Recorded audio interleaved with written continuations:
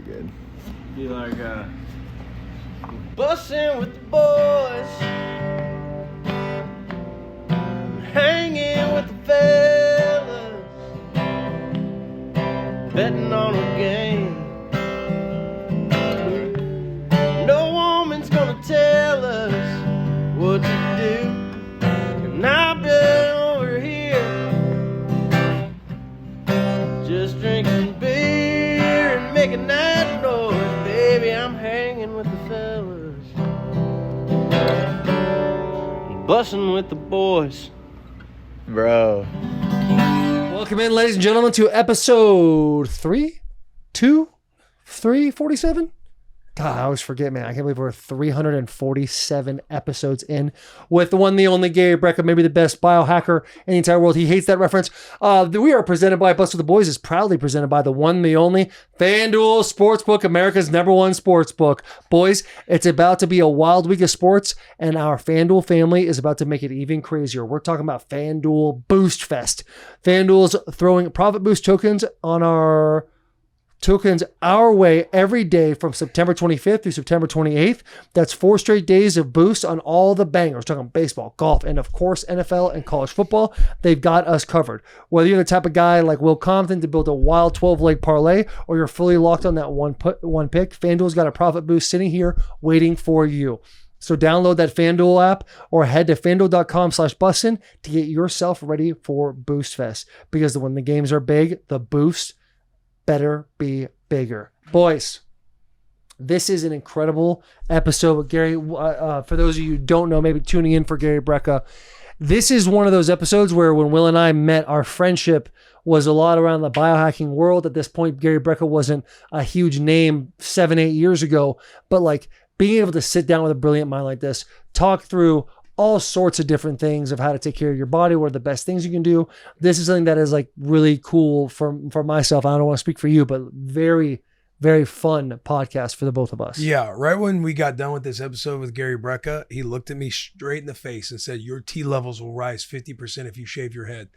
And that's why I did it for this episode. Yeah, that's why you did it. Yeah, that's why I did it for this episode. That's why you did it for this episode. If you are tuning in for the first time and you're wondering why Will looks like an extra from American History X, it is because Nebraska lost to Michigan in Lincoln, Nebraska, which is the Bussin' Bowl, which is our episode. Also, who won the national championship, Will, in 1997? The Michigan Wolverines. And who is getting $50,000 donated from Bussin' with the Boys to their NIL fund? The Michigan Wolverines. Right. And with all those things, 1 + 1 equals Will having a bald head. Listen, Titans Watch Party is taking place October 5th. Where is that at? October Bowl. The Brooklyn Bowl, October 5th. The boys will be there. We'll be watching Titans football. Listen, good, Arizona bad, or Cardinals. indifferent, we support them. Arizona Cardinals, Kyler Murray coming in. Their secondary is really hurt. A couple of ACLs, maybe a little groin. James Conner yesterday goes down. That's a brutal, this is Tuesday, so 2 days ago, goes down. That is hard to see.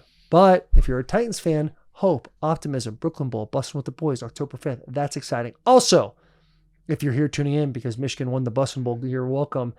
Michigan champ tees have dropped. They've been out since Monday at 10 a.m. You can see those, bwtb.com. Get your Michigan Wolverine Bussin' Bowl champion t-shirts. It's amazing. And also there's 7 days till Spooktober. I mean, could life get any better, Will? First day of fall. First day of fall. Could Today life is. get any better? On Tuesday. On Monday. Monday, as we're recording first. And by the way, we had our football recap show. If you were wondering what we said about Bussin' Bowl, college football world, NFL world, that show was released yesterday. On Monday. You can check that out with Greg Olson. We check in with him on his middle school football team. And yeah, your boy's got a new look going on right now. Lost a bet, lost the Bussin' Bowl. The vibes are as high as they can possibly be without a Nebraska win over the weekend. I love that. You gotta love that. Gotta feel good about that. Yeah. I mean, got fall coming up. We gotta lick our wounds for a bye week, so we don't get to take the field. We don't get to get the bad taste out of our mouth right away, which is that good. sucks. No, it's good. That's a good thing, though. I know. Again, you look back, 2012, Nebraska Cornhuskers, first 4 weeks, 2-2. We just got mopped. We got embarrassed by Ohio State. We had a bye week to sulk in it. Bo Pelini comes in. You guys want a shot at all for the Big Ten. you got to win out. You got to win out. What'd you guys do? We won out. Hell yeah, you did. 8 in a row. 8 in a row we sprinkled off. Seven second half comebacks. That's got Grit and spit. It's got to juicy up a little We bit. did get whooped in the Big 12 championship. That's okay. I didn't have to bring that up. Didn't have to bring that up. Literally, yeah, just live. But you're right. It is good, the self-scouting, just as a fan. Even as a player, you're like wanting to get back out on the field as fast as possible. You can't do it. You got to have some hard practices. Right. Got to have some tough looks in the mirror. That's right. Who do you want to be coming out of this? That's right. This is a very long episode with Gary Brecka, but we always do tier talk during the week. We leave half of it for Monday's weekend recap and then half of it for the Tuesday episode. So we will get right into that. Let's talk about Joel Daddy at J_Heech15, whatever. Where does stuffed crust rank on the greatest food inventions of our time? It has to be up there. Hashtag TierTalk. Do you remember being a child? I don't know if it was Domino's or Pizza Hut, when they came out with that commercial and they talked about cheese, we want more cheese. And they lifted that motherfucking pizza up and you see the cheese coming from the crust. I mean, I'm about 6, but I think that's when puberty started for me because of that commercial. Will. Yeah, I don't know where it would rank on the all-time list. Yeah, let's just go ahead and say top 5 because emotionally, I'm a massive dipper of any sauce. I'm talking scooping. Big I dip boy. love Big Dip Boy. Yeah. Big Dip Willie C is what they used to call me growing up. Yeah. Big Dip Willie C. Watch out for the cheese crust around Willie C. Yeah, that's Big Dip Willie C out there. You got to watch out for him. Double dipping Willie C. Oh, too. shit. Double dipping Willie C. Big Dip Willie C don't care about germs. Yeah. I love it. Now they're calling me Double Dip Dome right now. Double Dip Dome. Look at that fresh, clean head he's got right now. Fresh, clean head. Watch out for Willie C. Love stuffed crust. Absolutely love it. Anything in front of me that I can dip my mouth is honestly watering right now. Damn. About. I'm starving too, so this is actually a tough one. But it is up there. Thank you for that tier talk. We love any moment that you can shout out stuffed crust or any nostalgia. Again, this tier talk's for anything. You got shout out, no free shout outs. You got anything you want to get off your chest. Just put hashtag tier talk and we will cover it on the intro. Shout out, no free shout out. Stuffed crust pizza. Shout out, no free shout out, stuffed crust pizza. Yes, absolutely. Here we go. I love this one because he was in my DMs with some apologies, and we might be able to mend the bridge here. Oh, is this with a hater? This one comes to us from Joey Fats. Let's go, Joey Joe 35T. I was wondering if we can open the negotiation window at Will Compton and Taylor Lewan. What is one school the two of you would like to go to on your campus tour that you have not been on yet? At Bussin with the Boys, hashtag Tier Talk. What is one? I wasn't expecting to read that full thing. I thought it was going to be like a negotiation window, right, follows yeah, and stuff like that. Let's go each conference. I'll start in the Big Ten because that's where the boys went to school. Penn State. Yeah, Penn State would probably be a great place to go check out. I would love to check out Penn State. Cold, though. Cultish. That's okay. So is A&M, and I enjoyed myself and there. We were looking forward to A&M. Yeah, no matter if we thought it was weird or not, like it was still like you're curious what the vibe is like. I would enjoy going to Penn State. It's all about immersing yourself in that culture. Also, USC I think would be awesome to go to in the Big Ten because I remember being a young buck in Arizona, going up to a couple of those things and seeing it when Pete Carroll was there. And I just remember thinking like, this school is so sick. And the fact that it's in the middle of Compton is just so crazy. Mm-hmm. Be very interesting to check that out. Wouldn't mind going up to the Northeast as well. Like I know there's a spicy team this year in Maryland. Very exciting to see. Yeah. That would be good. But you said Maryland? Yeah. All the schools out there? I feel like I'm talking about the Big Ten. I'm just talking about the Big Ten. Northwestern would be cool. Iowa? Yeah, no. You want to go to Iowa? Iowa City, actually, I heard a lot of good things about Iowa City. Iowa strikes me as a place too. It's like similar to Ann Arbor, Michigan, where it's like there's staple food places you can go to. That's like if you're in Iowa City, you gotta go here. They'll tell you Casey's gas station, baby. That's what they'll tell you. I grew up on some Casey's. Casey's is good. And there's just something about going to Iowa and just getting some ringworm in the wrestling room. Yeah. Just go catch some ringworm in the wrestling room. You know, I know this is about where we'd want to go. One place I would never want to go to is East Lansing, Michigan. ACC? Yeah, I could see the East Lansing. East Lansing, it's slum. It's it's dirty. It's just like, what do you guys have to offer? Nothing. What was it like? When we played there, actually the environment I mean, I played at Michigan, so obviously it was They much have a more fun hateful. little stadium. They have a fun stadium. It is loud. They do get rocking in East Lansing. I will give them credit there. But yeah, fuck them. ACC. would love to go tour, even though they're down bad right now. Clemson. I was thinking Florida State would be awesome to go check out. You already did. Yeah, I was gonna say Florida State he would be wasn't there. sick. Oh, you weren't there for that. He wasn't there Oh for yeah, you Florida guys State. went to We Florida got State. I go. forgot about that. Yeah, okay, then I'll dip down on Clemson. I think that'd be cool. I think it's nuts that you make your players run down that hill. I Yeah. think that is fucking crazy. That one right there, Miami. You're asking for a soft tish. Miami. Be nasty too. I would love to see Miami. But yeah, good spot. SEC. This might be a dark horse. Arkansas Razorbacks. I think that would be. I know, but that's I think that's what would make it fun, awesome. bro. Fayetteville is incredible. Yeah, Think about I all heard the it is holes in the sick. wall. I'm saying there's nothing out there but Arkansas football. Right, is and what I that's meant. kind of what you want. Like that's what Bussin with the Boys in the Spring Tour is kind of all about. Is like let us highlight you and what you guys have to offer. Because when the common man thinks about Arkansas, you think about hunting and tornadoes. Like you're not really thinking about like what is Arkansas? Was it Fayetteville? Fayetteville have to like offer. And so I think it's just like a sneaky little spot. We've been to LSU, we've been to Alabama. Game day experience, Ole Miss. Yeah, Very I heard Ole it's Miss. very hoity-toity, chandeliers at the tailgate That's all type right. of Let's vibes. wear a suit. Let's wear a White suit. glove. I kind of mess with that. We've been to Georgia. What about Missouri? Columbia, Mizzou? Mizzou would be fun. See, I've been to Mizzou. That's what I was thinking. You gotta But take- that would be fun to bring the boys and like Yeah. do a Bussin with the Boys Yeah. experience. You got to at bring Mizzou. Chandler. Yeah, Gotta bring Mike Chandler. gotta bring Mike Mike Chandler. I think Gainesville, Florida, the Florida Gators would be awesome as well. That would. I feel Yeah. like Swamp. Oklahoma would rip. I mean, honestly, a lot of those SEC schools would be awesome. To be honest, I feel like we're gonna go through every conference and say all the schools like we already have. But, yeah, we ain't going to Purdue. buddy. No, We I ain't will say going this to about Purdue. Rutgers. I will say this about Purdue. They have a great aviation school. When you go to a game against the Boilermakers, you fly in. Literally, the stadium's right there. That's nice. Okay. That is nice. Other than that, Going back to Big Ten, what about Washington? Washington would be good. Washington, Yeah. bro, Washington would be fun because they tailgate on the water. Yep. They tailgate on the water, and their place gets loud as shit. A lot bro. of shit in the Northeast. It's all dude. aluminum. All That's the aluminum. Northwest. It's their stands. smart. Very smart. You know a school that needs us?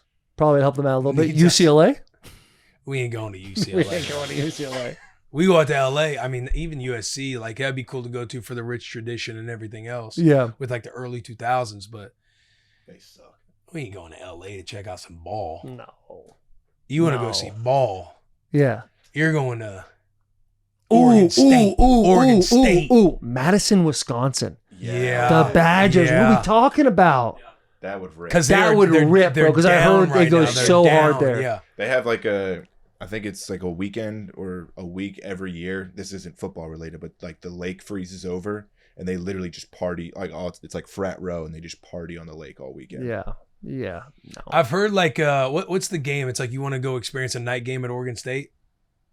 Is that a thing? I don't think you want to experience anything at Oregon State right now. In Oregon State, they got some. They Fort got a new Vallis? stadium renovation, but I think Washington's, as far as like the Northwest goes, Oregon and Washington. Yeah, Oregon, yeah. Washington's an absolute. I would no-brainer. love Bussin with the Boys to get to a place where we can go to like some MAC schools, check out some smaller schools, Miami of Ohio. Miami of Ohio, Ball State. Go check them out a little bit. Who else Go is in there? Ohio. Mountain West Conference. You go and check out Boise State. UNLV. I'll go to UNLV. I'll be in UNLV the first week in October. Pop by there all the time. Boise State would be cool. Boise State would be sick. It'd be fun to go check those schools We out. ain't trading a weekend to go to Ball State. I'm telling you right. Yeah, you're right. You are right. What You about are right. what about going out to like Hawaii or something? Oh, Yeah, it's just the travel. Like that's the first thing I think of. They just don't take their ball serious out there. No, they don't. There's some. You don't go where Samoas out people there, take their though. ball serious. I heard a rumor about Hawaii is you can't go on an official visit there unless you're committed.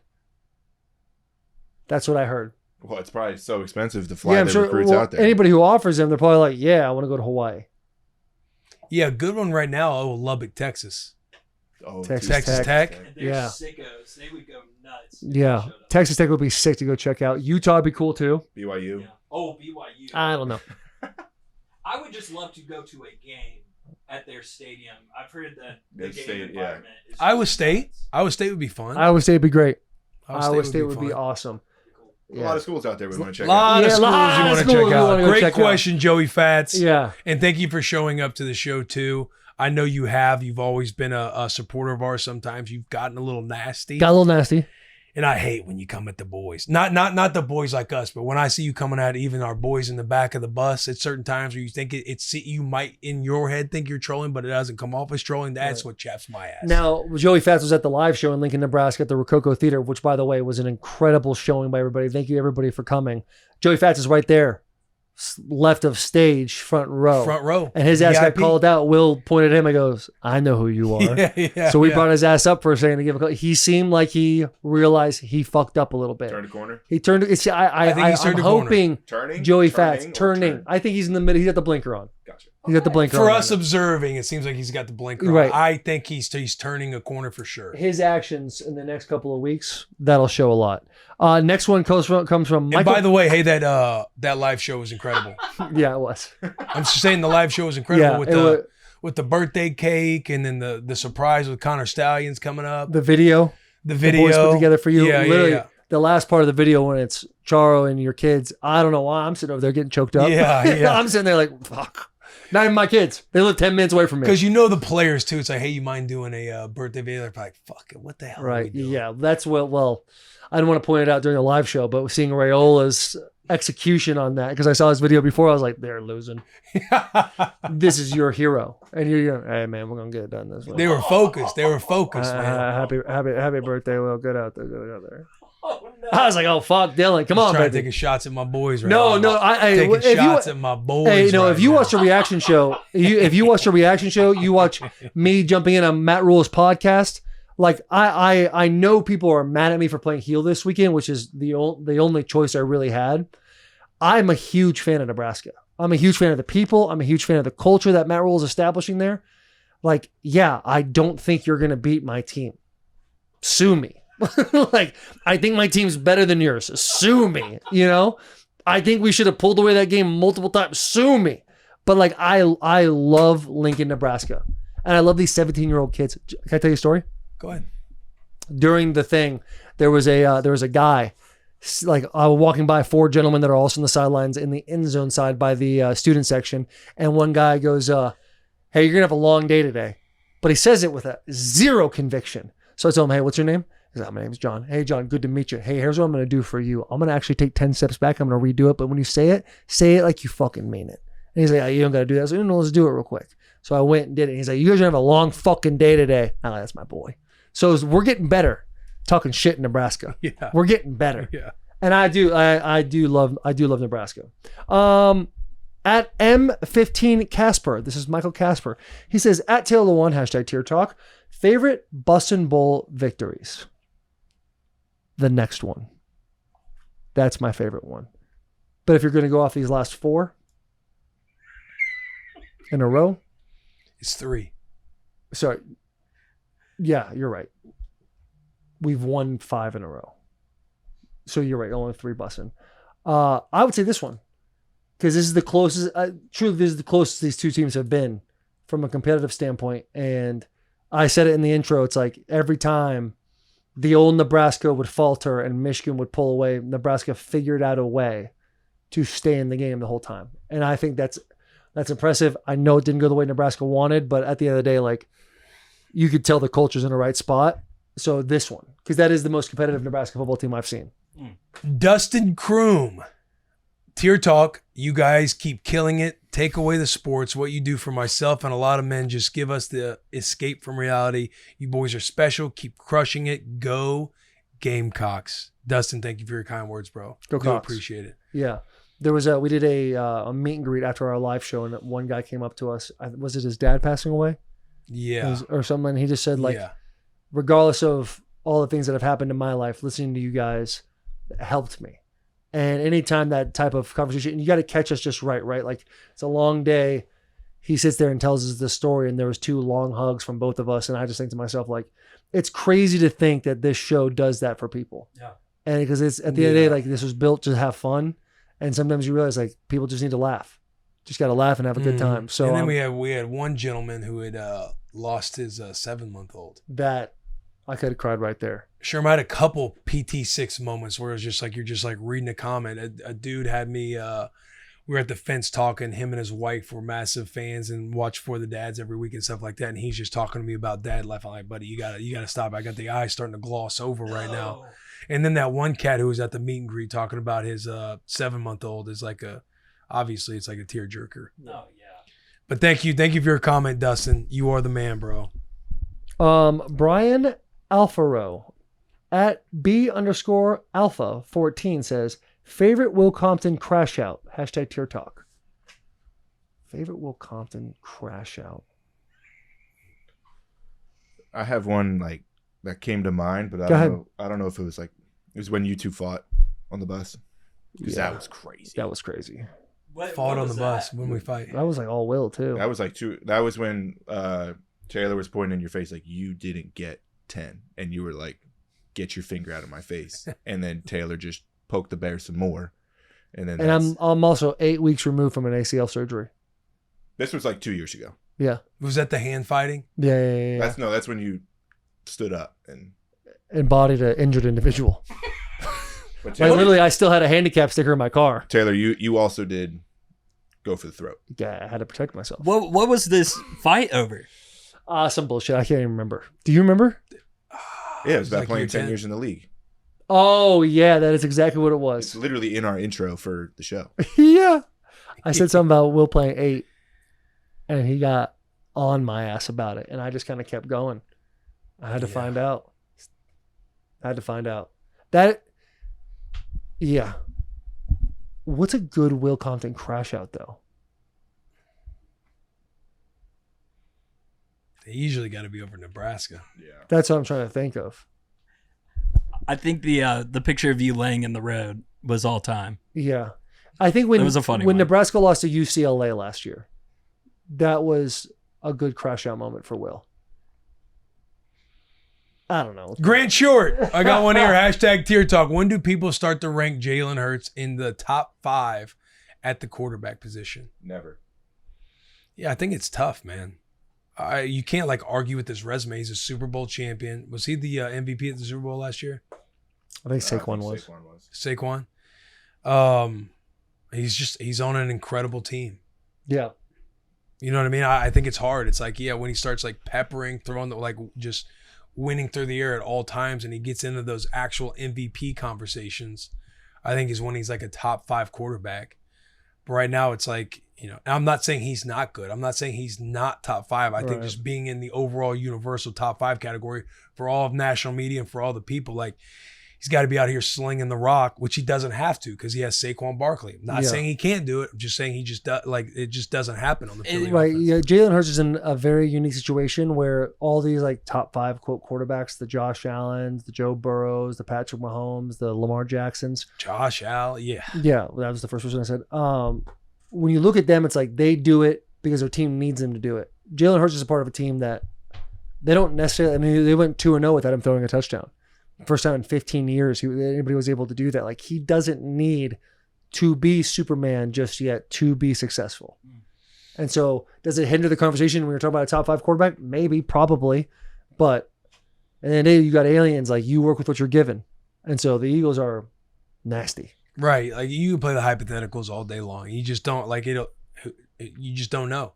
It's like if he was in the Baker situation, is he going and doing what Baker's doing with the Buccaneers? With that squad, I'm not saying they're a bad squad, but it's like, is he, that's where Baker starts to come into these conversations because he's just winning games, game-winning drives, slinging the rock all around the yard. Baker's putting the team on his back. I don't think Jalen has ever really, all right, I'm going to take this game over type thing. Yeah. Those were the 3 I had. You good? No, hold on. There's a couple more. My Uber Eats is outside. Can somebody go grab that? I can grab it. You sure? Yeah. You don't mind? This tier talk comes from @Jesse Z.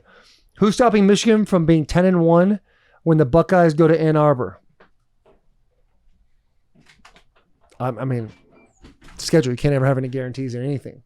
I like what I see. Who are like the big games for you guys? We got Wisconsin, then we got USC, and then I believe we have someone else. Maryland.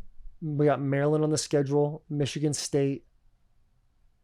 To be honest, like It's a pretty easy schedule. if Michigan's in a good position to be 10-1 going to Ohio State. And then we all know how the last 4 years have worked. So really, you guys are on the road at USC. on the road at USC is the biggest test. You don't have Penn State? Nope. You don't have Oregon? Nope. Indiana. Nope. Do you have Washington? Yes, we do at home. Washington's not bad. Washington's not bad, but I love the fact that it's at home. Yeah. That's a big 100%. deal for us. And the last one I have is from sad_Vol. Can you talk in the mic? sad_Vol at Joe866988983. Hashtag TierTalk. Top 3 hottest bald dudes. Top 3 hottest bald dudes. Will. Will looks hot. Jason Statham. I was thinking Jason Jason Statham. Josh Pate. Josh Pate. Pate's a handsome boy with the bald head. Vin Diesel. Vinny D. The Rock. The Rock. The Rock. The Rock is one. Yeah, The Rock. Well, Will's 1. The Rock's 2. What about like? Can we pick like people that have been bald? Like, what about Professor X in the Professor X-Men? X. Charles Xavier. Yeah. John Travolta. Yeah. He's bald now. He is bald. Yeah. If you took Grease John Travolta and made him bald, then he's number 1. Number 1. So Good there's looking, that. handsome boy. Yeah. You It's a wanted handsome 3, we boy. gave you 6. Boys, I hope you feel good about it. I feel good about it as well. Gary Brecka. Gary Brecka, Michigan championship tees dropped on Monday or dropped yesterday. First day of fall we got coming up. Spooktober, spooky season is upon us. 7 days away. Yes! Titans watch party October 5th. We were telling you guys about that. That'll be at the Brooklyn Bowl. Let's have some positivity at that one too. Let's when you come to that watch party, bring 3 things you can say positive about the Tennessee Titans. Let's keep it positive. Or if you're mad and sad, come. We're going to embrace you. Yeah, We're going to have a fun time watching Right. ball. But let's be half full, right? And if it's bad, we'll be a quarter full. You know? Let's just try to keep positive twists. I mean, there's no one better at having a positive twist more than Willie C. Double dip. Gary Brecka will help you level up your life. Come on. No Yeah, doubt. you guys No will doubt. enjoy this episode. This is a good one with Gary Brecka. Big Enjoy endorphin it. boost. 2.5 hour interview with the man himself. Waiting on that red light, bed. All right. We get to interrupt this program real quick before. Okay, yeah. We interrupt this program to bring you Form Energy. Form Energy delivers best-in-class taste with natural flavors and zero sugar. Form Energy has natural caffeine derived from green tea. Form comes in a variety of flavors: Screamin' Freedom, Rocket Pop inspired, Grape Smash, Blue Blitz, Orange Fury. Perfect for those who put in the work. Form Energy. We do the work.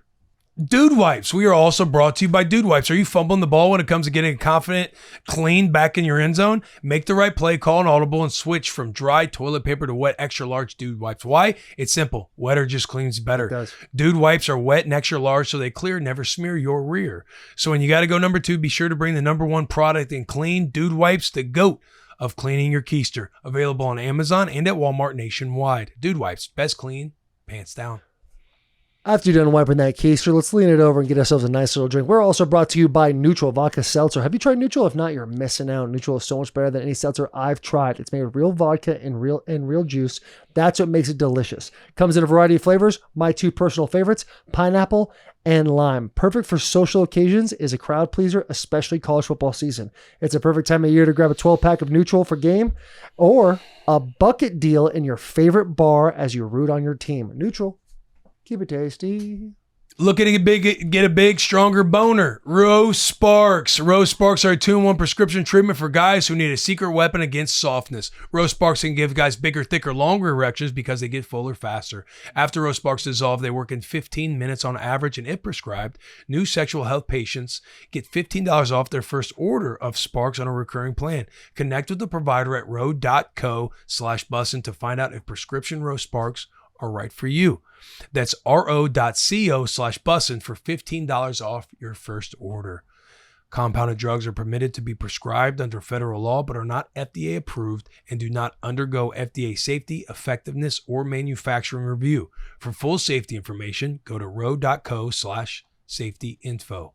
Let's get into Gary Brecka. Ladies and gentlemen, this interview is with a very special guest. I met this man Super Bowl 2 years ago. As we're all watching the game, he's doing body weight squats in the back, telling everybody how they should eat, how they should not eat. He has now become one of the most famous biohacking individuals in the entire world, taking the world by storm, taking guys like Dana White, taking his body, morphing into an absolute six-pack, taking a man like Jelly Roll, who is half of a ton, and bringing him down into around, I think, low threes now. Yeah. Our guest today, the one, the only Gary Brecka. Woo!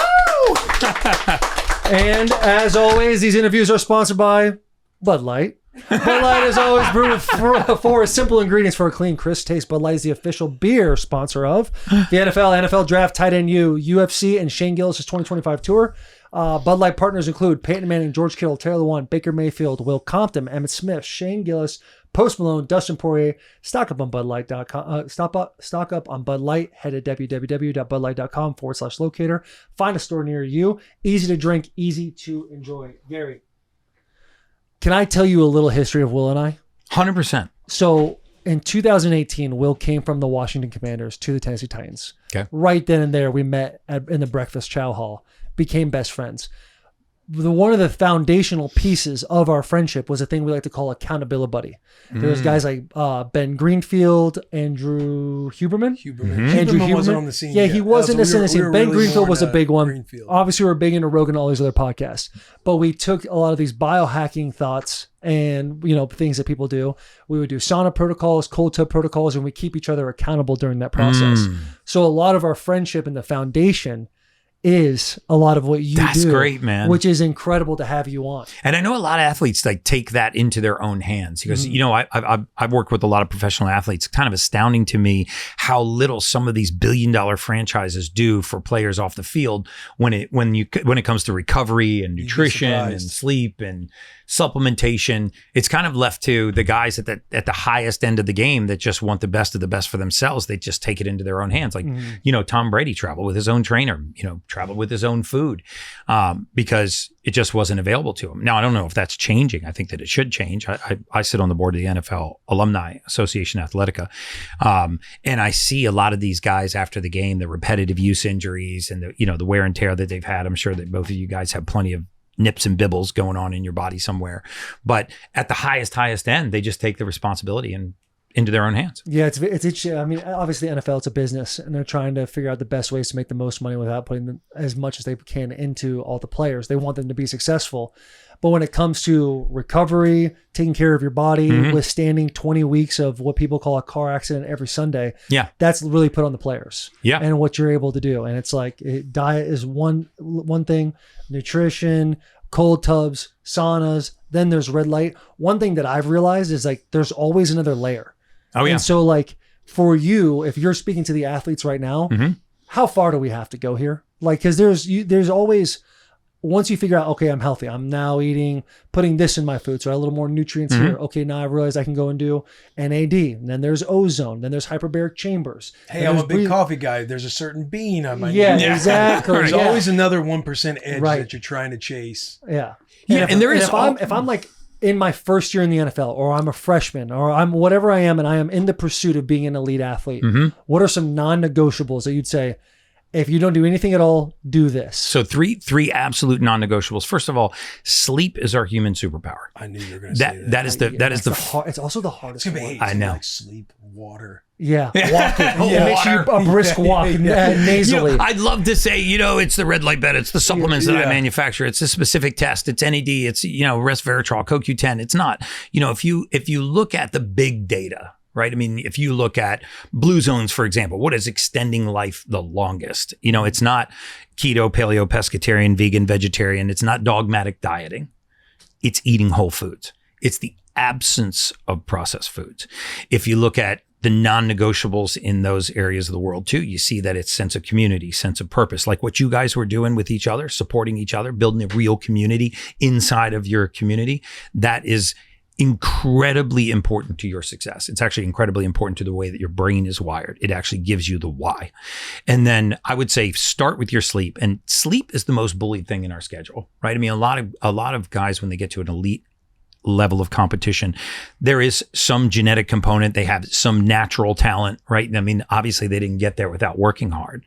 But the first thing to go is sleep. And if you think about, everybody knows sleep is important, but nobody tells you why.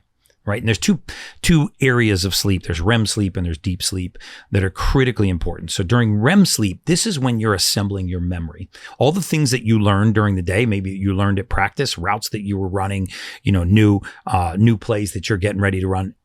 Anything that is newly learned during the day gets assembled during REM sleep. So your hippocampus, your memory, and your prefrontal cortex get together and they get to talk for the first time without interruption. Right. Normally what's happening is you have all this noise coming in all day long. I mean, you're at practice, you're catching balls, you're being dictated to, you're moving around, you're traveling, you're packing your bag.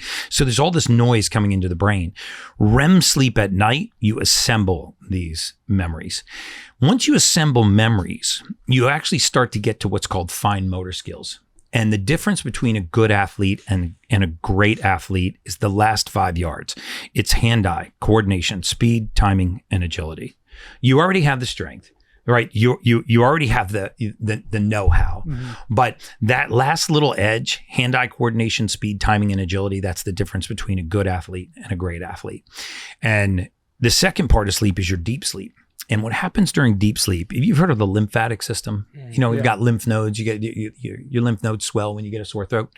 Well, you have a lymphatic system in the brain called the glymphatic system. The only time that system is active, really active, is during deep sleep.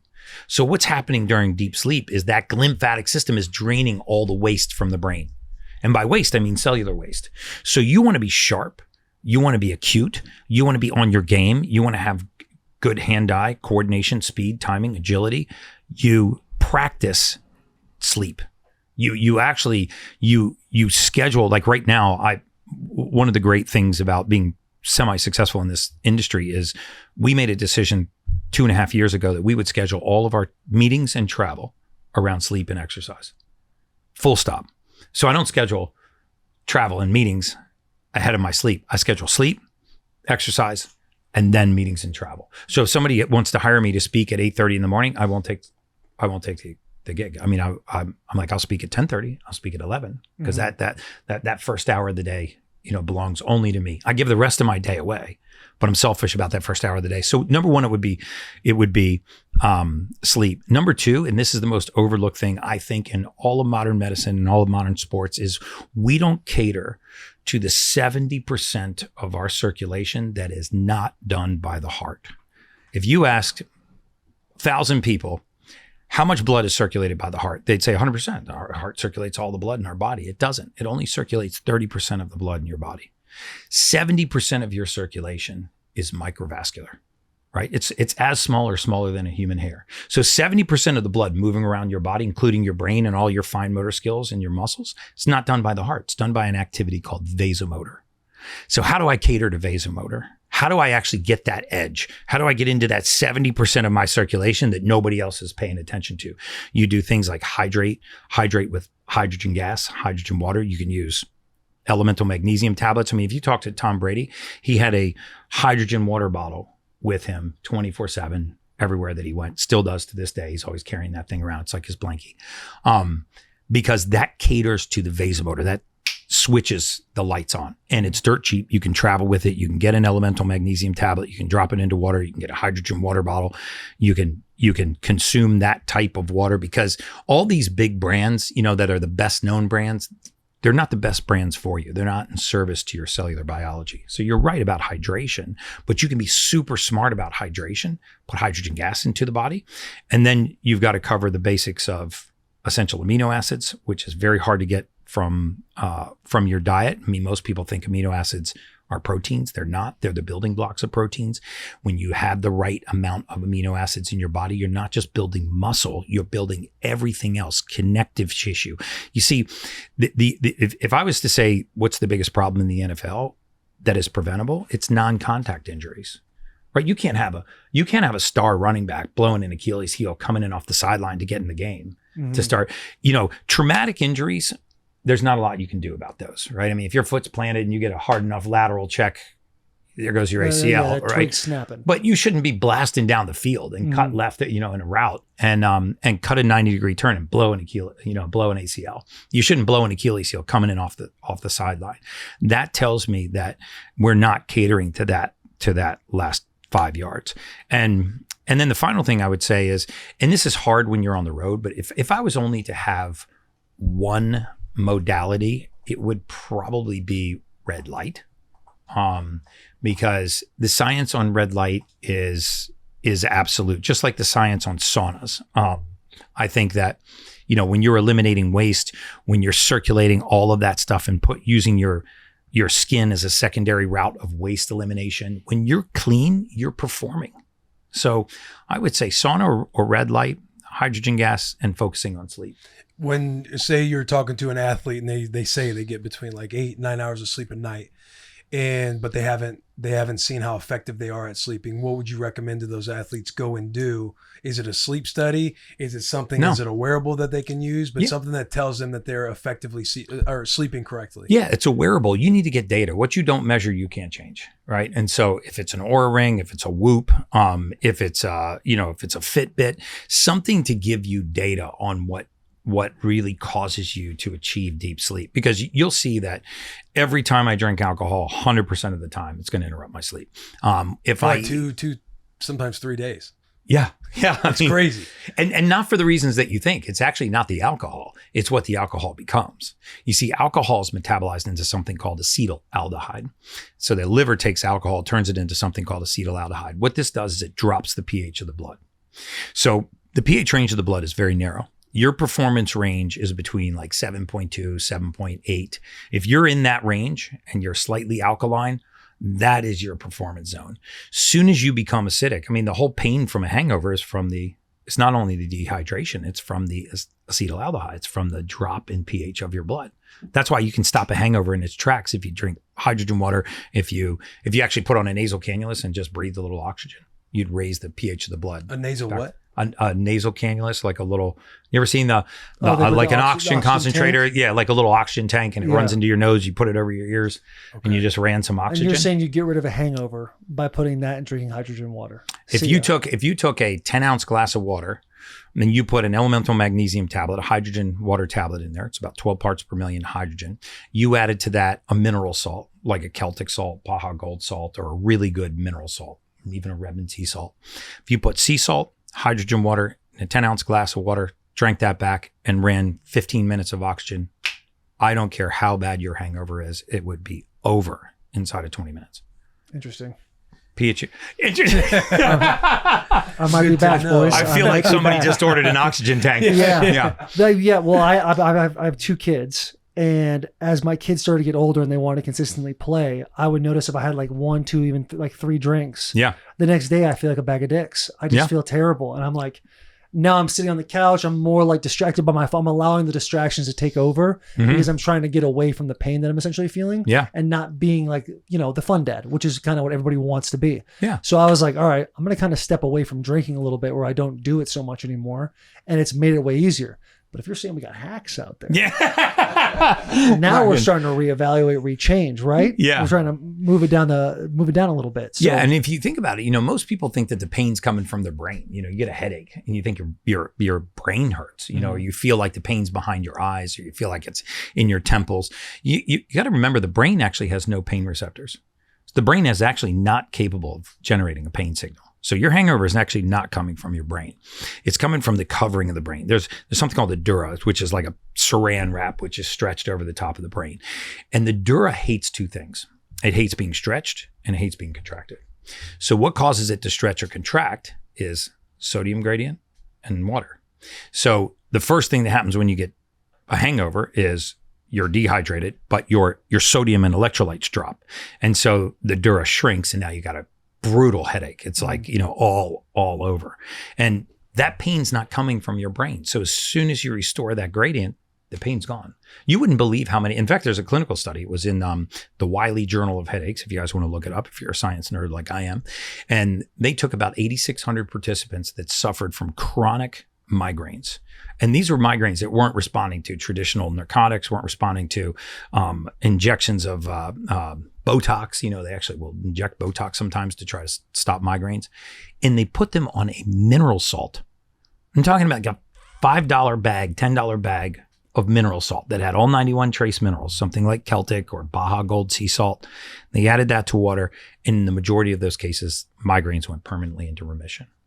So you can do the same thing with hangovers, right? I mean, it's like, what's astounding is if you want to see magic happen in human beings, you just give their body the raw material it needs to do its job. Mm-hmm. Everybody wants a really, really cool, unique, special hack. And I think there's some incredible science on longevity now. But by the time that you're flirting with stem cells and exosomes and natural killer cells and really advanced modalities, you got to cover the basics, you know? Right. And so that just takes everything back to sleep, getting processed foods out of your diet. That will slow you down, making sure that you're hydrated, you meet the minimum amino acid requirement, you get all 91 trace minerals in a mineral salt.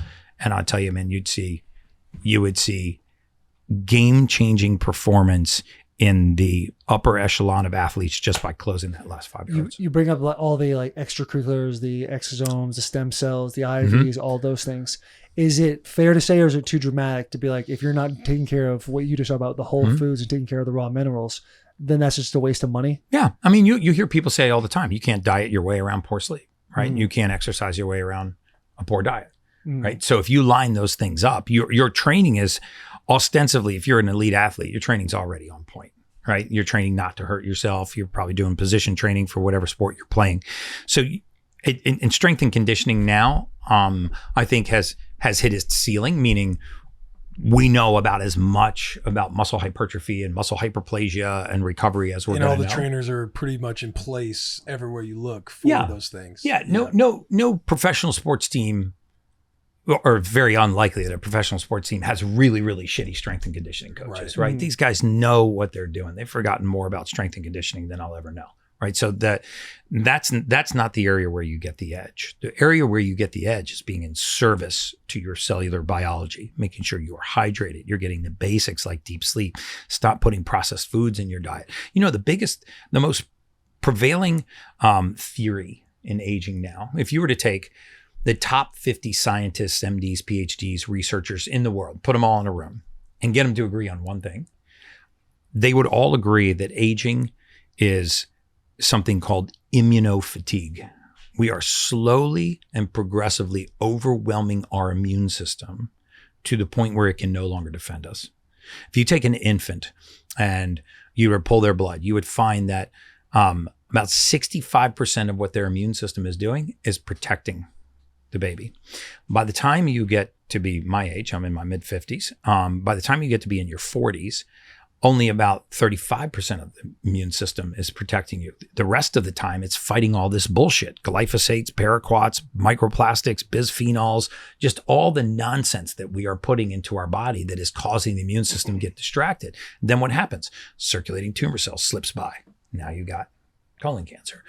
Every person listening to this podcast right now, at some point in their life, has had something called a circulating tumor cell, meaning it's a cancer cell. But the immune system saw it and just took it out, right? So if we can keep our immune system on our side, that's where you really start talking about extending, lifespan. Do you ever get resistant to the term biohacking? Yeah. Being in your line of work, because biohacking you're not to a the doctor. masses is like, biohacking, or doctors could see and be like, this is like a shortcut guy. Yeah. Talk about your resistance to the term biohacking. Well, And so- now, hold on, I officially feel bad about his intro, calling him one of the best biohackers when in the you world. when you were saying biohackers, I'm thinking in my head, I'm like, I wonder if he enjoys. The biohacker, because I can biohacking. understand why that Yeah. would be Makes sense to us. It's Right. like, biohacker. dumb blah, blah, brains, blah. or Yeah, like biohacking yeah, makes sense yeah. to a cultured mind like this. Probably not. To people in this industry Yeah. and field, I'm sure they probably are like, Here we go. No, again with not these at all. idiots. I think what's amazing is, we get attacked a lot by call it mainstream media, mainstream modern medicine, but the data is not on the side of modern medicine, right? I mean, in this country, we spend $5 trillion a year on healthcare. We are the sickest, fattest, most disease-ridden nation in the world. We as Americans, we lead the world in 6 things. We lead the world in infant mortality. We lead the world in maternal mortality. We lead the world in morbid obesity, type 2 diabetes, and multiple chronic disease in the same body. But yet we spend $5 trillion a year on healthcare. And, even in my industry, a lot of the big biohackers will attack me sometimes because I'm talking about the basics of human physiology. And they're like, well, there's no randomized clinical trial that's been peer reviewed that proves that. I'm like, well, there's never been a randomized clinical trial that's proved parachutes either. But we have data, right? Nobody's going to jump out of an airplane without a parachute. But we've never done a clinical study with a control group where we had bunch of people jump out with one and without one. We'd have real, right? Who wants to be in that control group? Yeah. Sorry, Stan. You get the knapsack and the Bible. Well, and then this group over here gets the parachute. But the point is, like, very often we have real data. We've done 276,000 randomized clinical trials in this country, and that's the gold standard of medicine. And yet it's led us to be the sickest, fattest, most disease-ridden nation in the world. And so you don't find it there. You find, the best of human performance and longevity in the basics. And the truth is, most people are just not doing the basics. Mm-hmm. But I don't mind that term, biohacking. I mean, I never had the luxury in my entire career of having access to chemicals and pharmaceuticals and synthetics. I always had to find ways to restore good function in the body by just giving it back the raw material it needs to do its job. It's funny, we believe this in plant physiology, right? If you had a leaf, let's say, rotting in a palm tree, and you called a true arborist, like a true botanist, out to your house, they wouldn't even touch the leaf.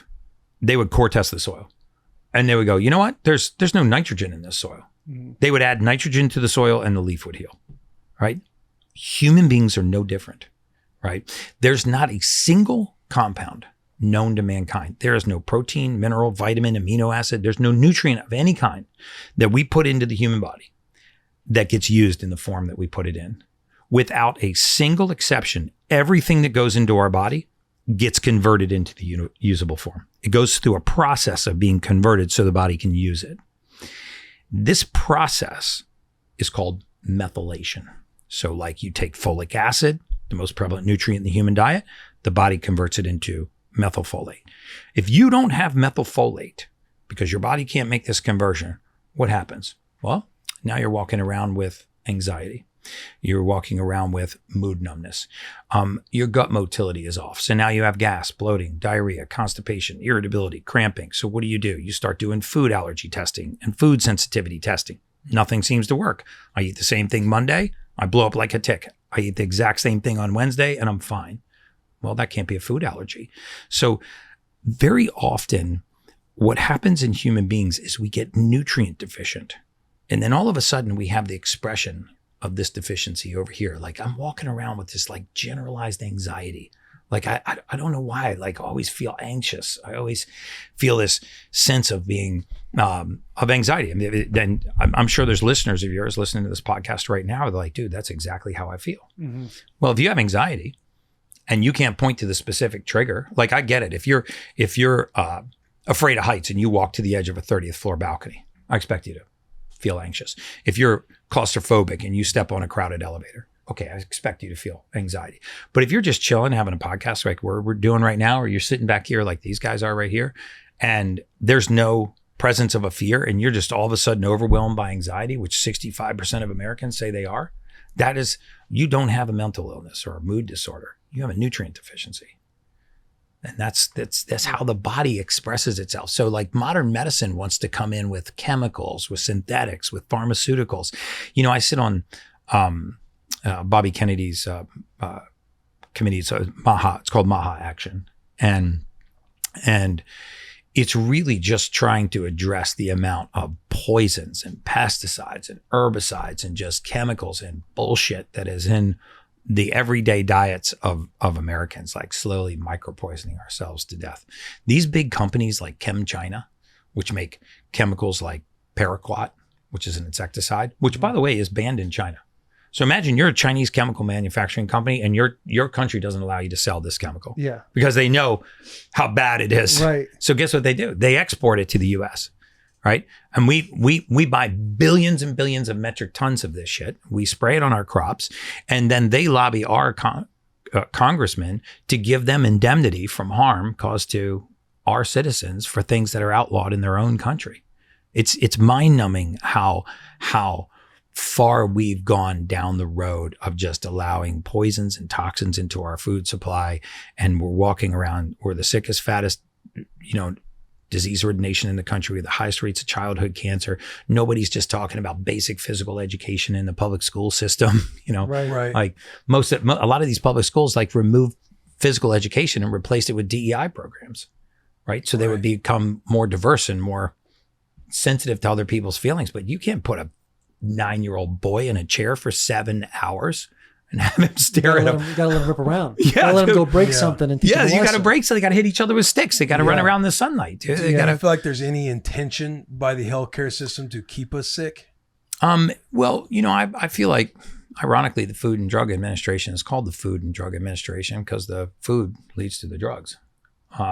And very often, if we just cleaned up the food supply, when you think that the United States is ranked 66th in the world in life expectancy. So I used to be a mortality researcher. So we used to take 10 years of medical records and 10 years of demographic data, and we would predict how many more months you had left on Earth for big life insurance policies, like $25 million, $50 million life insurance policies or big annuities.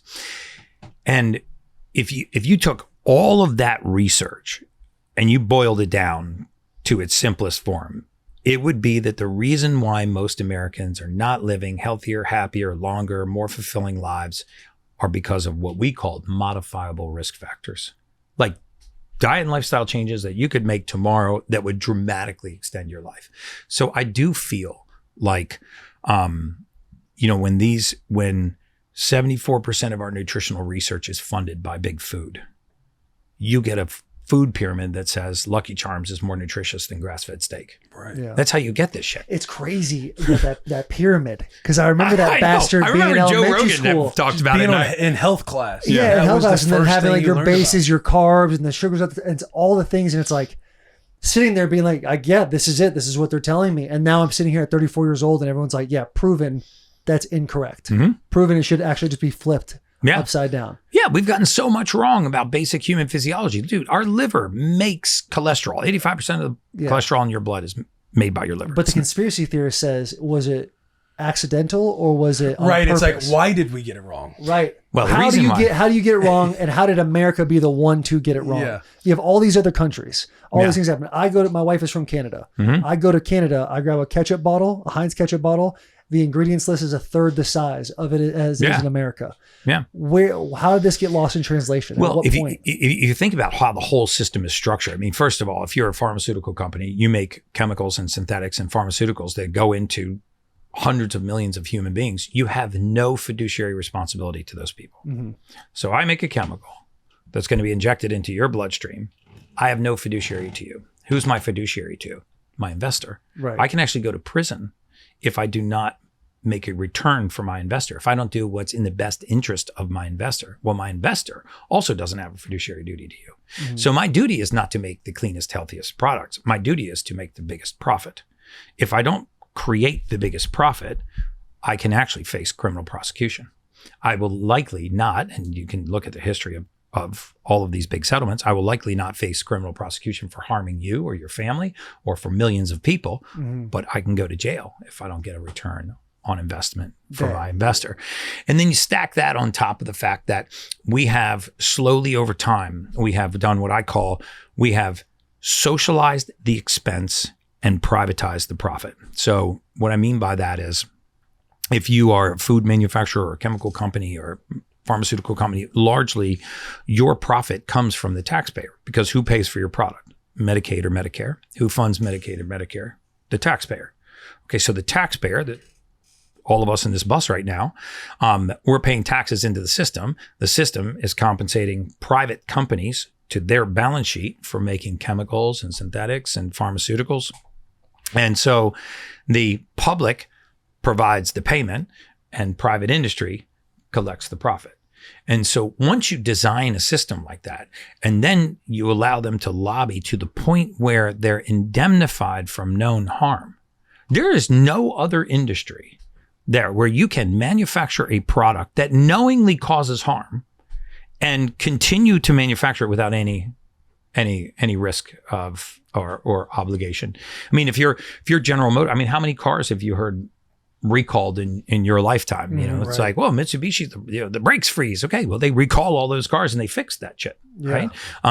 You know, every time the Tesla catches fire, they recall those Teslas and they fix that battery problem.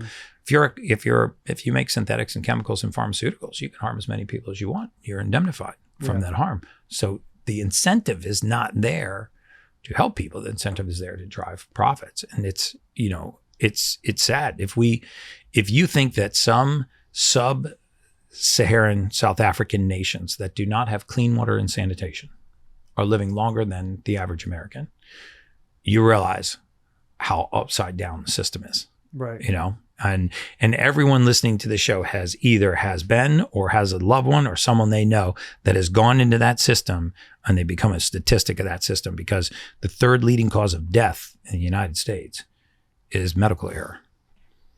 So imagine if you applied that to any other industry, right? Imagine if you were like, I don't know, you sold home security systems, but you were the third leading cause of home invasion. You'd be out of business pretty fast. Pretty fast. Yeah, but in the healthcare system, they're like, great, you know, this is keep it pushing. keep pushing. That's why I'm so on board with Bobby Kennedy's agenda. Yeah, talk to me about that a little bit. Obviously, the administration only took over January 20th, so there's still a lot of unpacking that you guys have to do. But when you sit in this chair right now in the middle of August, what is like maybe the number one thing you've identified that you have to get out of the American diet? Well, you know, this. So what's really interesting about the Make America Healthy Again, the MAHA movement, if you will, which is an apolitical movement, is, you know, you took people from two polar opposite ends of the spectrum. Like if you got Bobby Kennedy and Donald Trump outside of making kids and Americans healthy, they probably wouldn't agree on a single thing, you know, like big oil, food, agriculture, green energy. But in the area where we're in service to our children and in service to the health of Americans, there's broad agreement.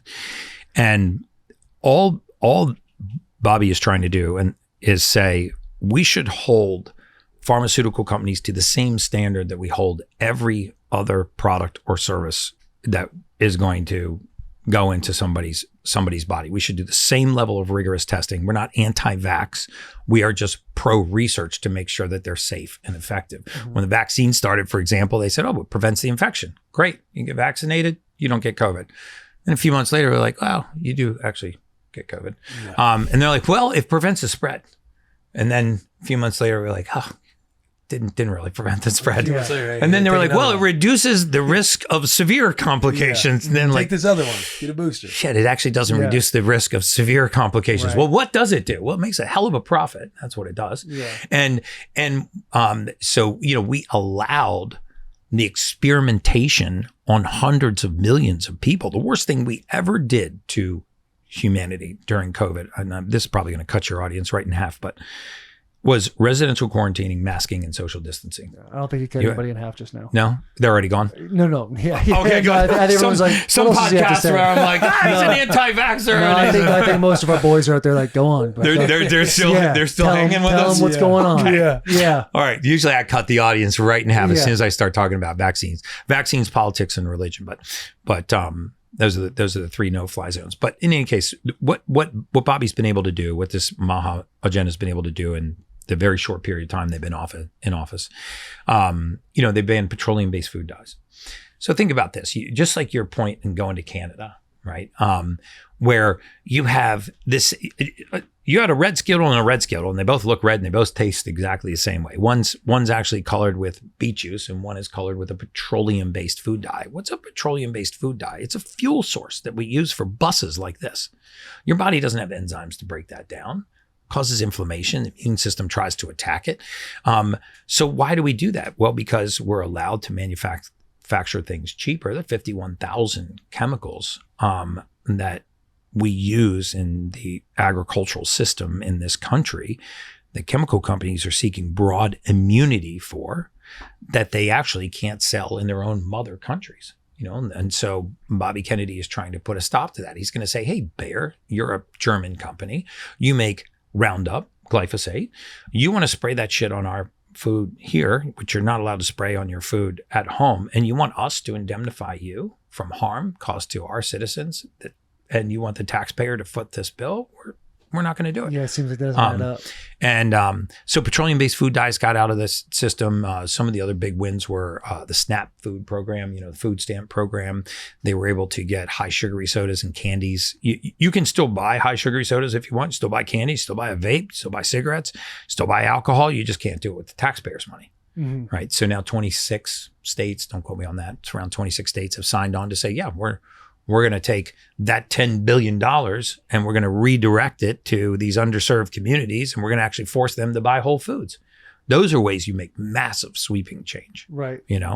And getting physical education back in the school system. I mean, you'll actually see the rates of all of these, I don't even like this term, but mental disorders or mood disorders, ADD, ADHD, poor attention span, lack of focus and concentration, kids that can't complete their assignments, follow directions, that they're hammering with Adderall. You're going to see those rates eviscerate when we just do simple things like bringing physical education back into the school system, getting all the processed shit out of their diets and putting just whole foods into their diets. Yeah. And getting back to the basics. So that's what I think that part of the movement is all about. Yeah, that presidential test when you're in elementary and middle school, man.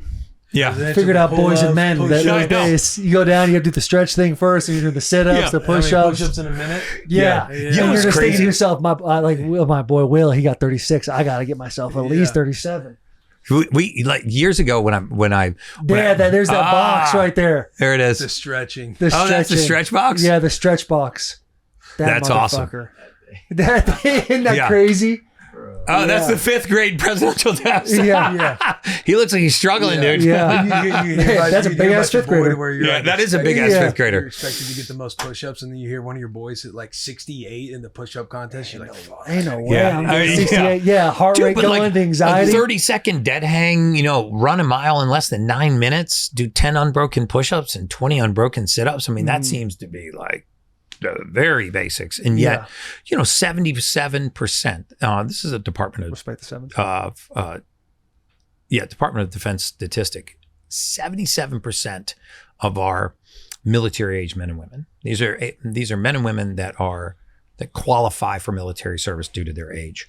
77% of them cannot enter the military due to just poor health. If you don't think that is a national security disaster, that 3/4 of our nation's eligible military men and women do not qualify for military service because of poor health, like, we got to turn this shit around. Yeah. It's crazy. Like years ago, 2016, I owned a CrossFit gym for a while called Real Fitness in Naples. And one of the things we did for community outreach was we would let these kids come from the grade school, and then we would put them through free WODs, and we had like almost like after school care for 90 minutes. And the parents loved it. They'd shuttle them over to our gym. And so we would try to break them into groups so they wouldn't, the kids that were not as physically active wouldn't be embarrassed by the kids that were killing it. And we had like this basic test. We had a foot-high box jump, 12 inches high. And all the kids had to do was sit down on the box jump and then just stand up. And you wouldn't believe the number of the first day, my partner, TJ, and I were like, what the fuck is going on? Like, they were falling off. They were rolling to the side. They were putting their hands down. I'm like, no. Just sit down and stand up. They couldn't stand up from a foot-high box jump. Then we would hold them up on the pull-up bars, and we were like, okay, just hang here for 30 seconds. And you'd let them go and they fall. And you're like, no, hold on. Don't let go. The point is to not let go. And they would just, as soon as you let go of their waist, they'd fall to the floor. And I just remember how baffled I was that these kids couldn't stand up from a box jump and couldn't hang for 30 seconds. And then of course you had some kids who were just swinging around on there all day long. Right. But the vast majority of them, that just zero coordination, no sense of their body awareness. And I mean, I just remember how shocked I was by that. I'm like, man, we're in a bad state of affairs. We're talking here. about some things to change on the macro level for schools and kids and youth and stuff like that. We were talking a little bit before this pod started. What about how do you get it to where the average American can access the things like we get to access? So you're in an industry to where the medicine can be coined as medicine 3.0. Yourself, Yeah. you got Peter Attia, Dr. Huberman, where people who take it all very seriously and they have the means to do it can work with a group to where you're paying out of pocket, your insurance doesn't cover it, to get all of these blood panels to where if you go and consume Gary Brecka or any of these people I'm mentioning, they talk about like all these blood panels and blood work that you can get, so that way you can identify things from a cellular level. Right. You shouldn't be taking all of these vitamins and supplements because your body might not need it. Right. You're going through a sleep study, you're getting access to a DEXA scan. At what point does the shift happen to where the average person will be able to access these things versus going in and getting a 20-minute checkup from a doctor and then he prescribes you an orange bottle and then sends you on your way? Yeah, or you don't have to sit there and have an injury and it's just an acute injury and they just focus on that injury, not everything else that's going on with the body. Yeah, I mean, when powerful enough people at the highest end of government wake up and realize it is less expensive to prevent the disease than it is to treat it. Right now, we spend 80% of our $5 trillion budget on preventable chronic disease. You can't overlook that. I'm going to say that again. We spend 80% of our budget, $5 trillion a year, on preventable chronic disease, morbid obesity, type 2 diabetes, chronic issues like autoimmune, which I think is another category that is completely misunderstood.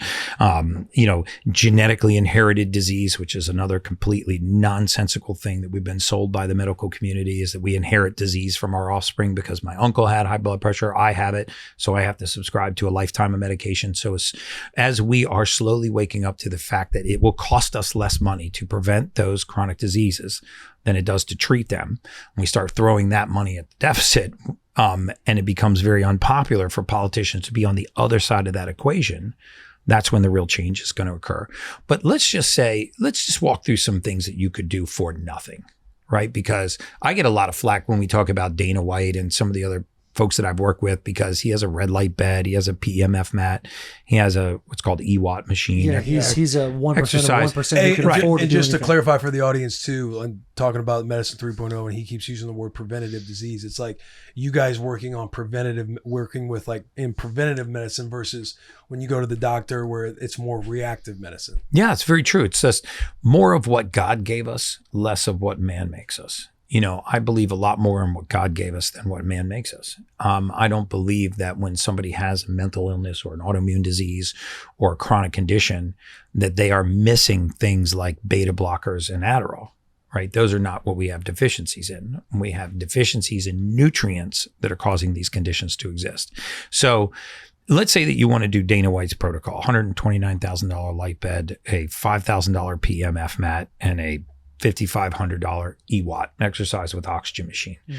You can expose your skin to sunlight, right? Especially in the first hour of the day. And people are like, yeah, I think that's a little overblown. Sounds like bullshit and witchcraft. Absolutely not. Like, we are so out of touch with the circadian cycle of the earth. If you watch Huberman's podcast, he goes deep into the science of just morning sunlight. So we've been taught to fear the sun, right? I mean, if you actually, and I've done this on lectures before, if you actually took a chart of the parabolic rise in sunscreen, right, since the 1950s, there's been this absolute parabolic spike in sun skin cancer. If you took the parabolic rise in skin cancer, it would be superimposable with the parabolic use of sunscreen. So how is it that we're getting less sun, using more sunscreen, and we're getting more skin cancer? Right. Because the polar opposite is happening. Now, 23 brands of sunscreen have been pulled from the market since 2018 for directly or indirectly causing skin cancer. And we've been taught to fear the sun. So number one, stop fearing the sun. And number two, learn to do things like just basic breath work, just getting back to really obnoxiously deep breathing. Why? Because as we age, our auxiliary muscles of respiration start to atrophy and we begin to progressively breathe more shallow. As you breathe more shallow, you become more hypoxic, more oxygen deprived. As you become more oxygen deprived, your cells cannot defend themselves. So learn to do breath work. I do a style of breath work called Wim Hof. You can get tutorials all online for free, learning how to do that style of box breath. breathing. Yeah, that's like the box breathing. He Yeah. does have 4-second those inhale. educational videos where it's like, Yeah, you just I got sit them there, on my lay, site. lay it next to you, and he takes you through it. Yeah, and if you can every day, take your shoes off, touch the surface of the earth. The earth has a low Gauss current. It is a magnetic current. Again, I get a lot of flack for this too. Earthing and grounding is a very real thing. If you had zero money and you just added morning sunlight, breath work, and grounding to your routine, you would hit the red light bed, the PEMF mat, and the oxygen, right? So if you've got $1 million lying around or $100,000 lying around, go buy a red light bed. But if you don't, like most people don't, expose your skin to sunlight.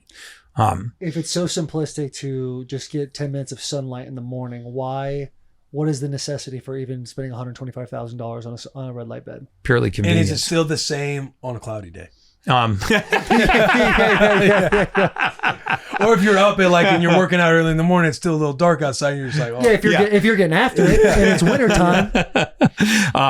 So it's purely convenience, right? I mean, I tell my wife all the time, I don't have a car problem. I don't have a watch problem. I have a biohacking problem. So our whole house is just a bunch of biohacking stuff, hyperbaric chambers. And I'm sure the feng shui is perfect. It's perfectly. House The full of energy's nerves. perfect. all Yeah, yeah, yeah. tested. It's, You want to bring a machine Yeah. in? She's like, hang on a second. Where the hell are you going to This put is that? what the You're going to living put that room over there? was. What are we doing? Well, Well, the plate over there. we did have a little bit of, we had some tension over the Sage, third you're more than welcome hyperbaric to grab that that I. microphone anytime you want to butt in. If Yeah. he says some Yeah. lies, you're more than welcome to jump on board. Oh, she's grabbing it. What does he got? Oh, she's He likes to sneak things in when I'm out of town. Smart. Yeah. Hey, smart, But- heady move. but not what I'm small talking things. about, dude. Yeah, not small Not things. small We're things. talking I give big relationship machines. advice It's as like well the too. size of this bus, maybe half of the size of this bus, Yeah. into my master bedroom is a And then I hyperbaric didn't say a chamber. word, and I pretended like it had always been there. Oh, gaslight. Yeah. Yeah. Yeah, Honey, what is gaslighter. this? What are you talking about? It's been there. That is exactly what I said. What he did. She comes back she went skiing for by the 5 way- days in Switzerland. I was like, you want to go skiing in Switzerland? This is the kind of shit that happens. now Yeah. it's my fault. So I had these Just walk in, guys your whole room is a hyperbaric chamber. literally working Yes. 24 hours a day around the clock for like 5 straight days. They ripped the wall out. They moved the hyperbaric in. They put the wall back. They put the wallpaper back over the wall. And she walks into the That's a master bad move by bedroom. you, bro. Dude, I thought it was pretty badass. Dude. If we're just guys and we're hanging out, That's like wall tier out. one if gaslight. we all lived together, we'd be fired up. Coming Yeah, home. yeah, But just yeah. thinking about marriage dynamic and everything else. I'm like, oh yeah, I can see where she. Yeah, we might took have, a- we she took might a- have went to 10 for a second. Yeah, You yeah. tore out the wall. Yeah, peaks and troughs. That was a trough. Yeah, it was trough. That It's was all a right. I trough. let it go because Yeah. he apologized that he did take it too far, and Yeah, That was a I big- looked at it and I was like, Accountability is important in a this is a relationship. She fell lot on the bigger than sword. I thought it was. Dude, Yeah. it looked like a fucking submarine. And she comes around the corner and she goes, what yeah, that's the- true. Then he added. Can we say fuck on this podcast? Yo, you can Okay, say oh, it. we can? Okay. Because she goes, what the fuck is that? And I go, the fuck is what? And she's like, the fuck is that? I'm like, babe, that has been here for months.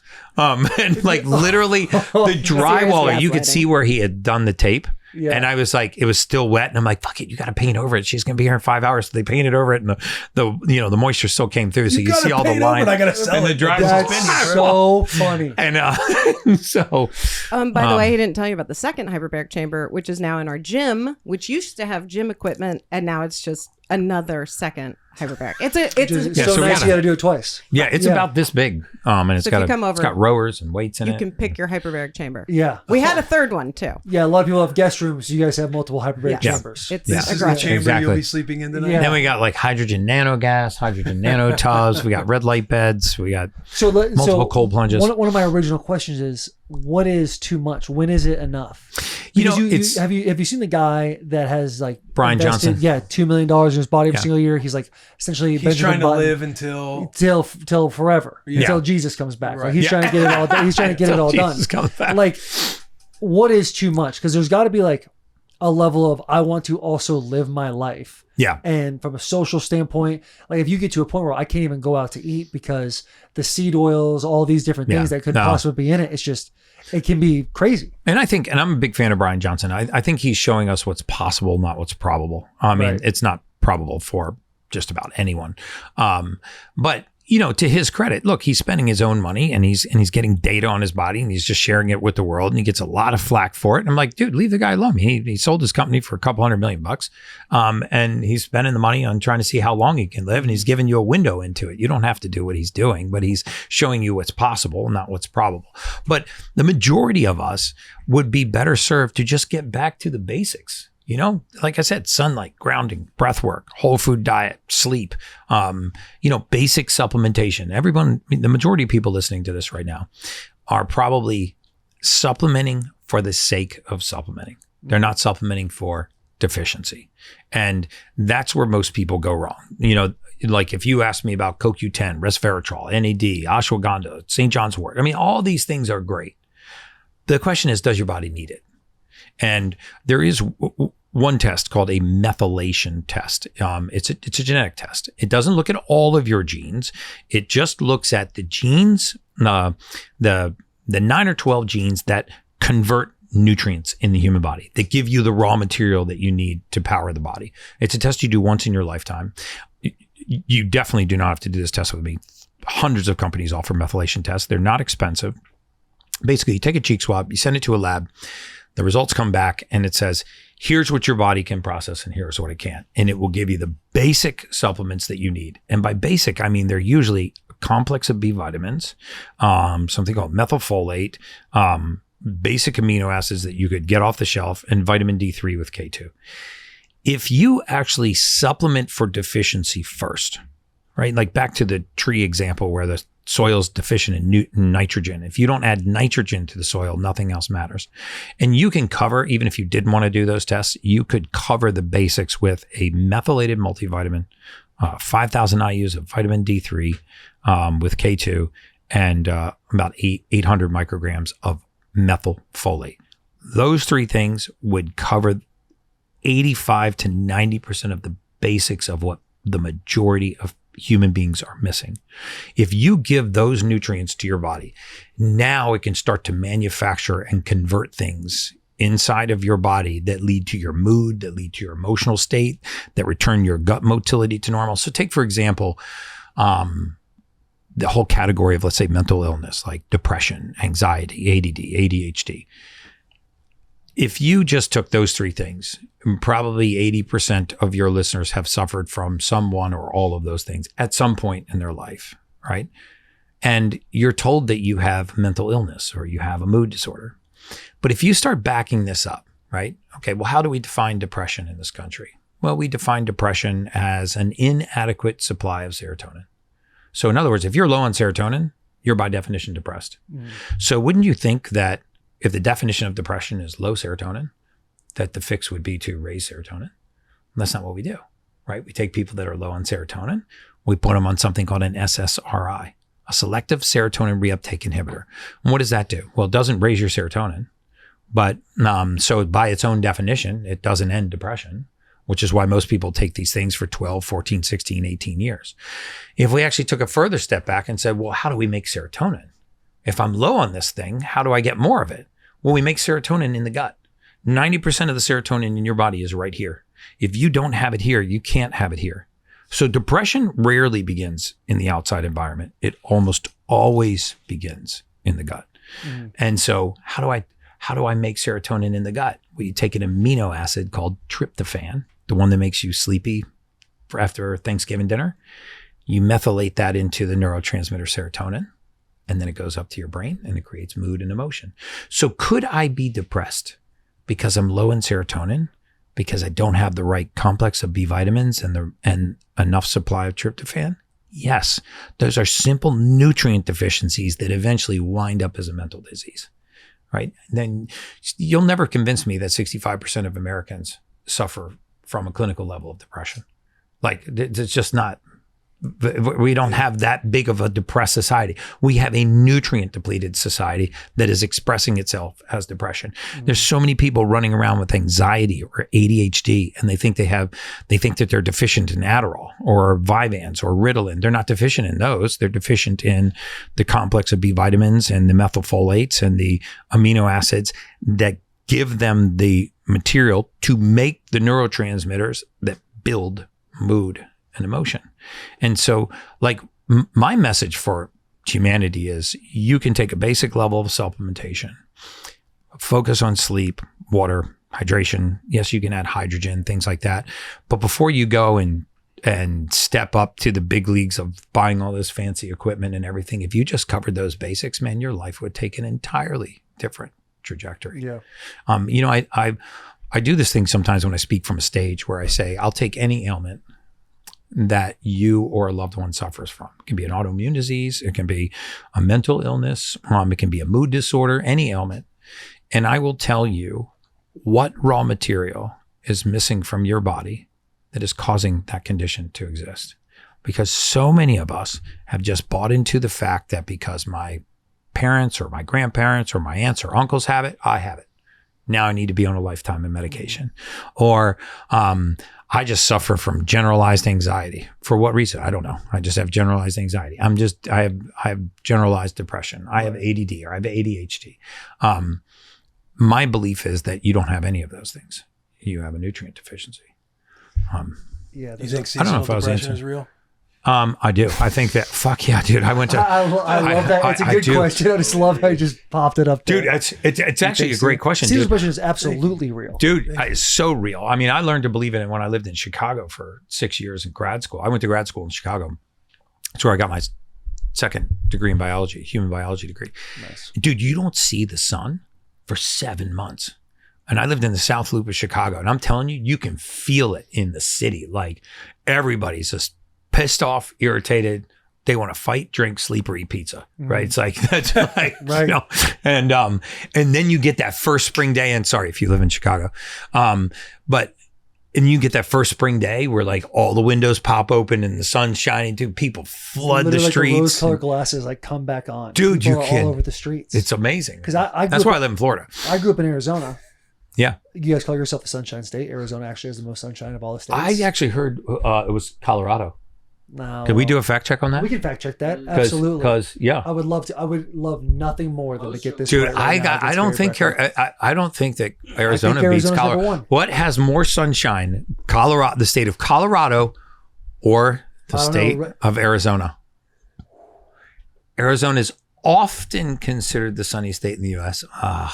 Yeah. The sunniest city in the world. Okay. Let's go. Damn. Shout out Damn. Arizona. But, well, so- you know, it's weird is Colorado has more sunshine than Miami, and I didn't realize that. That is wild. Yeah. Yeah. So I grew up Damn, in Arizona, Arizona wins. and I commit to the University of Michigan. Okay. It's awesome. I'm so glad the transfer portal was not around then because the first winter I was borderline suicide watch, dude. It was so miserable. To Michigan. Literally walking around, I'm like, I have no idea why I feel so depressed. I'm sad. Mhm. Like, why is it like homesickness? Not really. Like you're trying to identify all these things, but like the middle of my first winter at Michigan, I was like, why the hell Yeah. am I dealing with this? Yeah. So yeah, it's real. Sunlight's medicine, So man. how do you combat seasonal depression? Red light. So yeah, red light and getting outside. So what happens when there's not a lot of sunlight outside? People actually stay indoors more often. No, you're also going back to the cloudy question. Do you Yeah. still get the No, the blue light comes right through the blue light that actually impacts what's called cortisol, your waking hormone in the morning, and actually suppresses melatonin and helps raise cortisol. That blue light will come right through the clouds. Now, if it's really overcast and like heavy rainy day, or you got a snowstorm going on outside, that's something different. But on an overcast, cloudy day, yeah, that sunlight getting into your eyes is still the best things that you can do for yourself. And I would actually take regular trips to sunshine states. I mean, the if you look at life expectancy around the world, the longest life expectancies on Earth are centered right around the equator. For every 20 degrees is longitude, yes, or latitude. For every 20 degrees latitude you get away from the equator, there's a precipitous drop in life expectancy until you get to the poles, where you have the shortest life expectancy on Earth. True Eskimo, when I was born in 1970, had a life expectancy of 56 years. Right? They never saw the sun. And when they did, they were so layered up. They were just critically deficient in vitamin D3. And so a lot of what you can do is you can combat seasonal affective disorder by taking vitamin D3. 5,000 IUs of vitamin D3 a day with a little bit of K2. And most manufacturers put those two together. The best vitamin manufacturers will combine K2 and vitamin D3. And that's a huge combative force for seasonal affective disorder. But I learned to believe it. Like I said, I went to grad school for 6 years in Chicago. Dude, it was really depressing. You know, and then when you don't see the sun and you're not going outside, you're eating like shit, you're drinking a lot. And then Cocktail for sadness. yeah, It's a great cocktail. It's a good cocktail for like 2 hours. Yeah. And then, Yeah. and then the sadness is like twice the intensity. We need to have the supplements that you talk about, vitamin D and K, and then we need to get some red light in here. In this shop? Yeah, for the boys, because all the boys. Yeah, especially Talk about JP. these, yeah. That winter hit. Dude, if I JP. send you guys a red light bed, will you use it? Do what? Buddy, If I send you guys a red light bed, will you use it? 1000%. I'm moving into a, Oh, whoa. You got it. Hold on now. to a new house. We're Yeah, talking yeah, about yeah. free shit. I'll be freeballing around this whole shop using the red light therapy. Getting Which, out by the everything way, you should apart. get in there on your birthday absolutely. suit. My wife and I, we are getting a new house at the end of this year and looking for a spot to maybe get a red light bed. So All right, Something to think about. I'm shipping you guys a red light bed. All right, we'll Right. take 3. Best one in the world. It's all good. Yeah, so 1 for the shop, 2 for the house. There's a lot That of is free shit in perfect. here. There's a gym out there they didn't pay Ain't that for. There's a crazy? couch coming in the door when I was like, you guys we get got a lot of couches. I free shit. forgot. Yeah, for you the got stream room. couches Oh, today our from stuff got Lazy in? Boy. I guess so. Yes. I saw that shit. I was moving like, on up. Yeah, yeah, come on, dude. man. how Get fired up moving. were you Free when you shit saw is- that Sorenex gym? oh, dude, that How thing sick. is badass, dude. Yeah, that is dude. top of the line, dude. That's not inexpensive equipment either. That's No. Yeah. that is a And legit setup they're right not there. even partners of ours. Really? They're just They like, are yeah. now. I guess so. Yeah, well, there's essentially no Yeah, they deliverables are for now, Sorenex. yeah. They're not paying us. Really? They brought that in, and they're like, "Yeah, you guys go crazy. Good for them. Customizing everything." It is. My wife said it's Florida State colors. Yeah, She's a Florida Seminoles. State fan. Shout out Tough to year Seminoles. last year. Tough year last year. Yeah, It's bounce back been a year. couple of tough years. Yeah, it's Yeah. been hard for her to be a 'Cause you fan guys, for a you guys while. were supposed to make the playoffs that one year, and then Yeah, kind of, yeah. and then Georgia happened. It's not. This is not that type of podcast. Not that type yeah. of podcast. Where Yeah, gut health. yes. Is it the most important thing to take care of? And how do you repair gut health?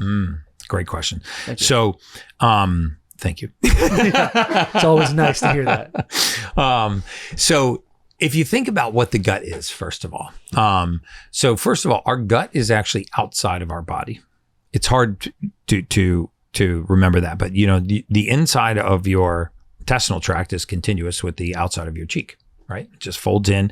So this tube, which is 36 feet long, that runs through our body from our mouth to the rectum, this 36-foot long tube has a single cell layer, one cell layer on the inside that protects our outside environment from our inside environment.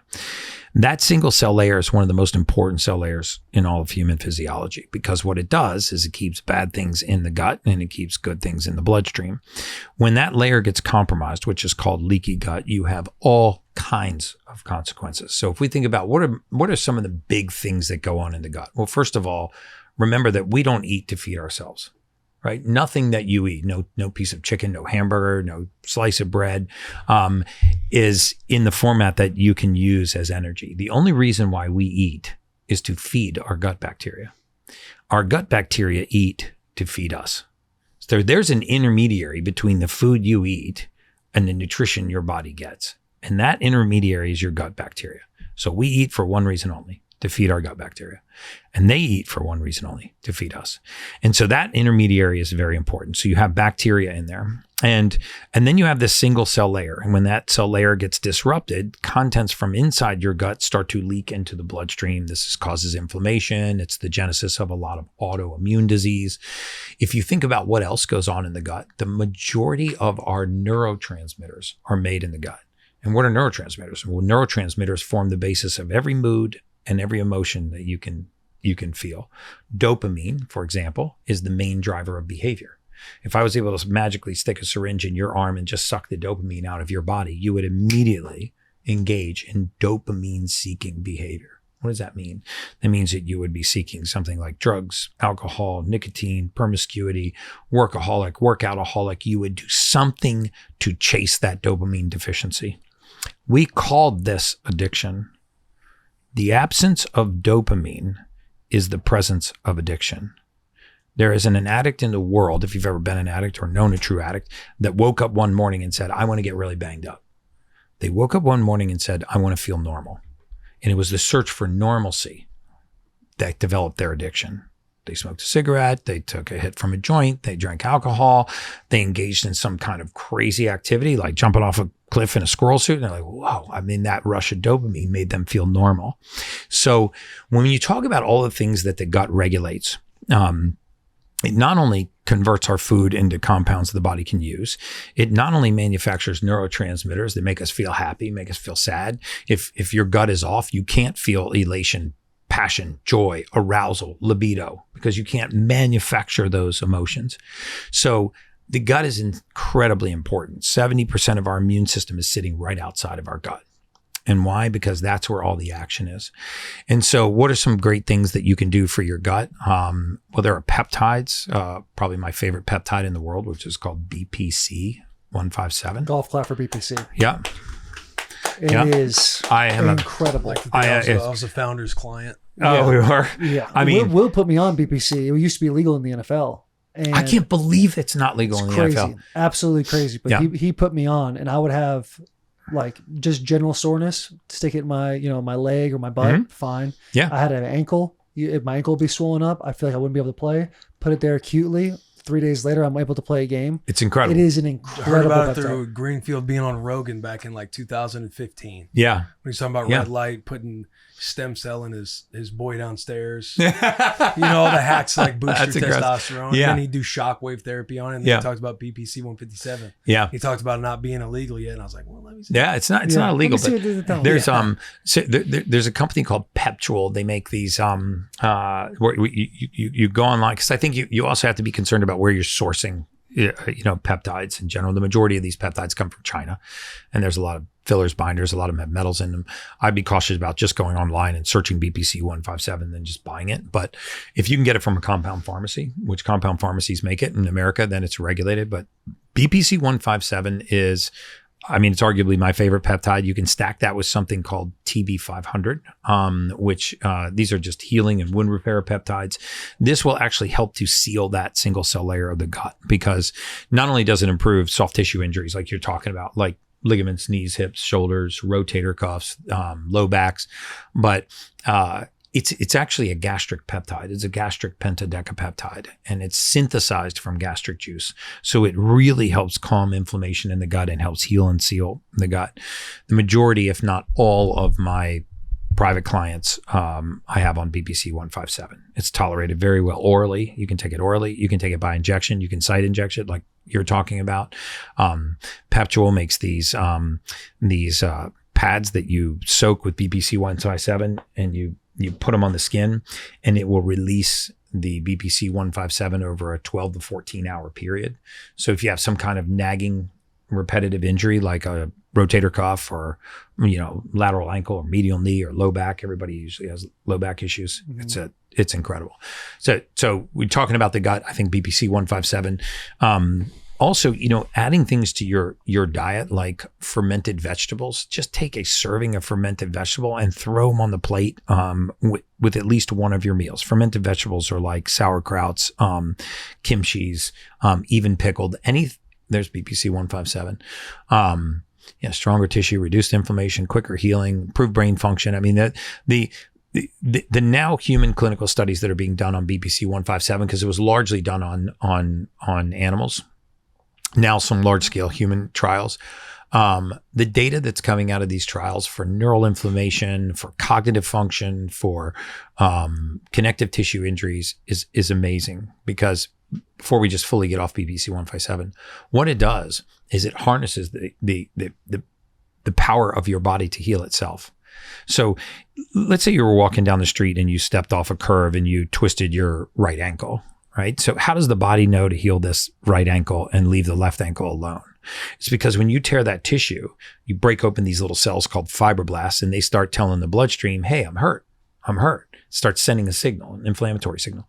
Well, a platelet that's cruising by in your bloodstream, when it hears that signal, it bursts and it drops off growth factors. So you're healing because platelets are bringing growth factors to the site of injury. What BPC 157 does is it amplifies that signal. So if you had 10 platelets cruising by and 2 jumped out of the bloodstream, you take BPC 157, 10 platelets are cruising by and 9 will jump out of the bloodstream. Mm-hmm. So all you're doing is concentrating the healing power of the human body. I'm a huge fan of peptides. I think you're going to see Bobby Kennedy widen the lane for peptides with the FDA, because they're very safe. They're very effective. They're amino acids. Our body breaks them down, eliminates the waste.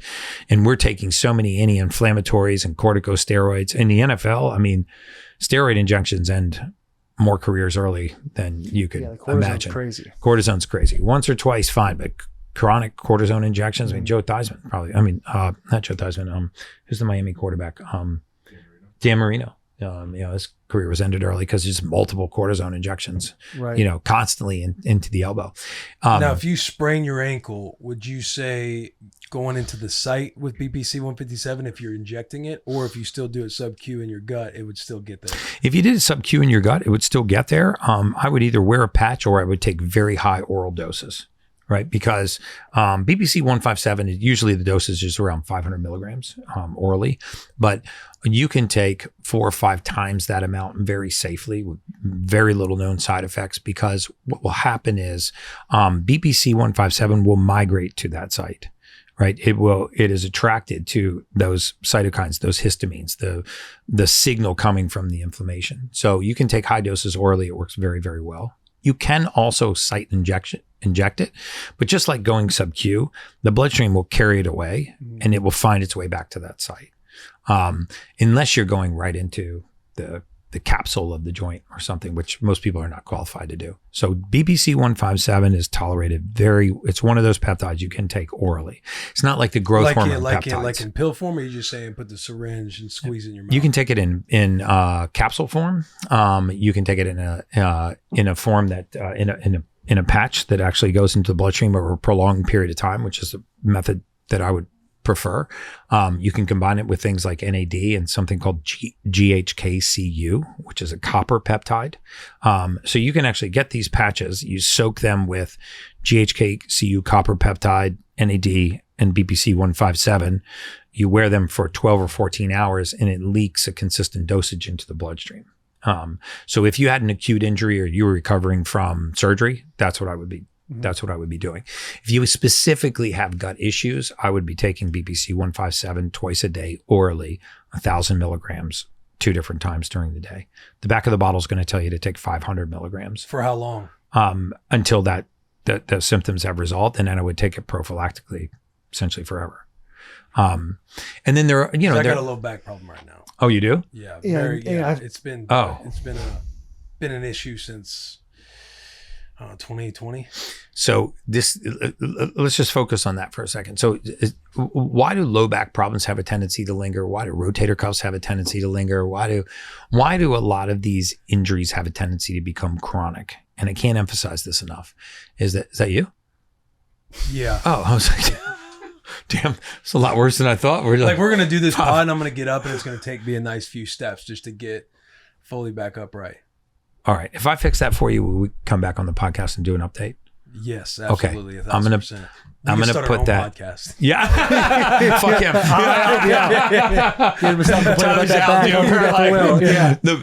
The back pain podcast would probably really take off. Yeah. So again, the thing that we are not addressing, that is not being addressed in your injury, and I cannot emphasize this enough, is the microvascular circulation. You assume that when you take an anti-inflammatory, you take a corticosteroid, even if you take a peptide, that it is getting to that site. And that what's trapped at that site, all the inflammatory compounds, those histamines and cytokines and all of that stuff, are getting out. And the truth is, what happens is it gets trapped because you think about how small these vessels are. They're microvascular. Your heart is not pumping the blood to that low back, right? This activity of vasomotor is.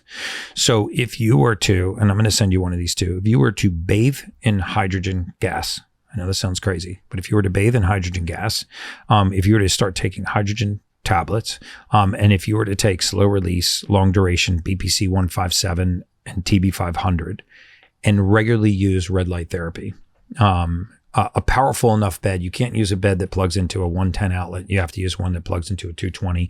You need very powerful light. In the span of 7 to 10 weeks, it would be a permanent thing of your past. Because what's developed in... How juiced up are you getting right now? Holy. And we'll 7 see. to 10 weeks. Yeah. Talking about end of 25. Boy's operational. Yeah. Boy might be making a comeback to the NFL. Might be back because you only retired in 2023, right? 2020 is when the situation happened. Okay. And it's bothered me for like in moments, episodes and now it just feels like more of like a way of life. I've been trying to help correct it. Like there's been doing things where I've been making good progress, but you're right. It feels like there's like zero, the things you got to do just to get circulation going there and just to feel warmed up is a process. And that's why, cold plunging would be, good for you. It would probably help take some of the pain away. But what we have to do is we have to restore that vasomotor circulation so you can actually start to heal that part of that site. Your regular oral routes, even regular subcutaneous routes, no matter what you're administering into the body, it's still going into the bloodstream. The bloodstream's delivering it to that location. If you could actually put your injury on a thermograph, you would see that all of that stuff is making it almost to the site and it's just stopping. Right. So what you're doing to heal and repair that injury is not working because the delivery system, the highway to transport those things there is broken down.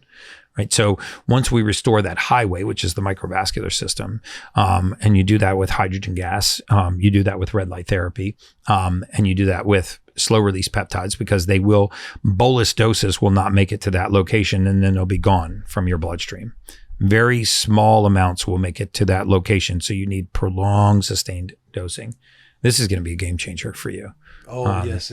I feel like this will be podcast amazing. started from let's gain some knowledge to now I feel like we're both sitting here being like, how do we become the guinea pigs of Gary Brecka? How do we become the... Well, you've already got a red light vet out of it. So you got, and I'm going to check with the team that you're using it, but the team will be dialed. The team will be using it. Yeah, the team will be using it. The team will be dialed. There'll be a schedule, sign up sheet, the whole thing. Yeah, this will be great, man. And I think we'll come back in, let's say 10 weeks after we start, we'll come back on this podcast and we'll just do a quick update. And because I think it would inspire a lot of people, because there's so many people living with chronic ailments and they don't understand why they're staying chronic and nothing really seems to work. The audience, they know that this back has been a prominent piece of my journey for years. It really has. Okay. It All really has. Yeah. The boys were having fun playing this game called T in the pool last week, and my back's feeling a little bit better, but I just still stand up there, and I'm just, anything I do, I'm always thinking I don't want to re-aggravate my back. Yeah. No, my wife has an L5S1 fusion from Sage does from a really bad car accident around the time that we met. Yeah. Like on my decks, it says like my L4, L5, and SI. Yeah. Right side. Yeah. Screaming certain times. Like L4, L5, and S1 are compressed. Yeah. I want to say just off the DEXA scan, it talks about how my discs in there are kind of like deteriorating. Okay. Can I tell you the thing that works the best for me? Yes, please. And I hate it every day for the first 30 seconds to a minute. It's cold plunging. Cold plunge? Yeah. Every time. It just makes me feel so much better. At least, and sometimes I do it in the morning and at night, just if I've had a long day on my feet. But cold plunging, of all the things, I think works the best. But the red light is great too. And I do hydrogen tablets every morning and the hydrogen bath. My thing, it's a process. I just got to get just a quality cold tub. Like I got a barrel, so I'll have to manually, and then I get lazy. I just don't do that. I won't refill it because I'm not I love the feeling you get cold plunging. Once you get out, it just going in it kind of sucks, but getting out. Your whole day thinking about the maintenance. I just that's another one of those things. I have a saying that aging is the aggressive pursuit of comfort, and the more aggressively we pursue comfort, the faster we age. And, like we got to stop telling grandma not to go outside. It's too hot, not to go outside. It's too cold, just to lay down, to relax, to eat at the first pang of hunger. That's just destroying all your natural defense mechanisms. And cold plunging is one of those hormetic stresses. And look, you don't need to spend $7,000 on a cold plunge. You can take Tupperware containers, fill them full of water, put them in your freezer. And the next night you'll have big blocks of ice. If you have a tub, that'll last 3 days. It'll give you a cold plunge for 3 days. Even cold showers, but immersing yourself in cold water, because water is 29 times more thermogenic than air, meaning it removes heat from the body at 29 times the rate of air. And most people don't realize all of the safety mechanisms that trigger, the panic mechanisms that trigger in the body when you quickly immerse yourself in cold water. You get a peripheral vasoconstriction, but if you actually mapped the way that works, it's fascinating to me. Like the more I study the human body, the more I believe in God, because I feel like this didn't happen by accident. So you don't just get a peripheral vasoconstriction. It shuttles blood first to the brain, right? And then once it shuttles blood to the brain, it will shuttle it to the heart and then to the lungs, and in that order. And what's fascinating about that is it's a defense mechanism. So you're like walking across the ice and you break through the ice and now you're in ice cold water and you're by yourself. You have no resources. Like, what is the body going to do? Well, first of all, constrict the periphery, right? If the brain shuts off, nothing else matters. So take care of that first. And then if the brain's going, if the heart shuts off, nothing else matters. So let's take care of that second. Once we got the heart stable, Now we got to go to the lungs, because if they shut off, nothing else matters. Once you stabilize those systems, it's a very slow priority for the rest of the body. And then you activate something called brown fat, which is a very special type of fat in the body that actually exchanges a calorie for a measure of heat. So anybody that says that cold plunging doesn't burn fat it's nonsensical, because you actually are physically taking calories and turning them into heat. There's a cost to raise your body temperature. That's done by brown fat. But what's really fascinating is then your liver releases something called cold shock proteins. If you really want to have some fun, just Google cold shock proteins or benefits of cold shock proteins. There's a lot of research going on right now, and these magical proteins that are trapped in the liver that are dumped into the bloodstream during when you cold plunge. Some of them, Lin-28A and Lin-28B, are being researched for improving insulin sensitivity, actually making you more sensitive to insulin, which is a good thing. And then you get a release of dopamine and norepinephrine. And what do these do? They widen your field of vision. They improve your mood. They make you more acute, more sharp, more focused, more concentrated. So you think about, man, if I was walking on the ice and I broke through and I was in cold water, my body's going to preserve my brain, my heart, my lungs. It's going to start raising my body temperature. It's going to widen my field of vision. It's going to make my hearing more acute. It's going to make me process things faster, right? Your processing speed is a lot faster. That's why when you get out, you're like, shit, I feel amazing, right? That was it. That was all the defense mechanisms of your body trying to save your life. Yeah. And that's why, we overdo it with cold plunging too. I mean, look, 3 minutes minimum, 6 minutes maximum. 48 to 52 degrees Fahrenheit. There's no research that says colder is better, longer is better. We don't want to become cold adaptive. We just want to cold shock the body, right? Take advantage of that cold shock and get on with your day. But I call it my drug of choice. Like, nothing makes you feel better for longer.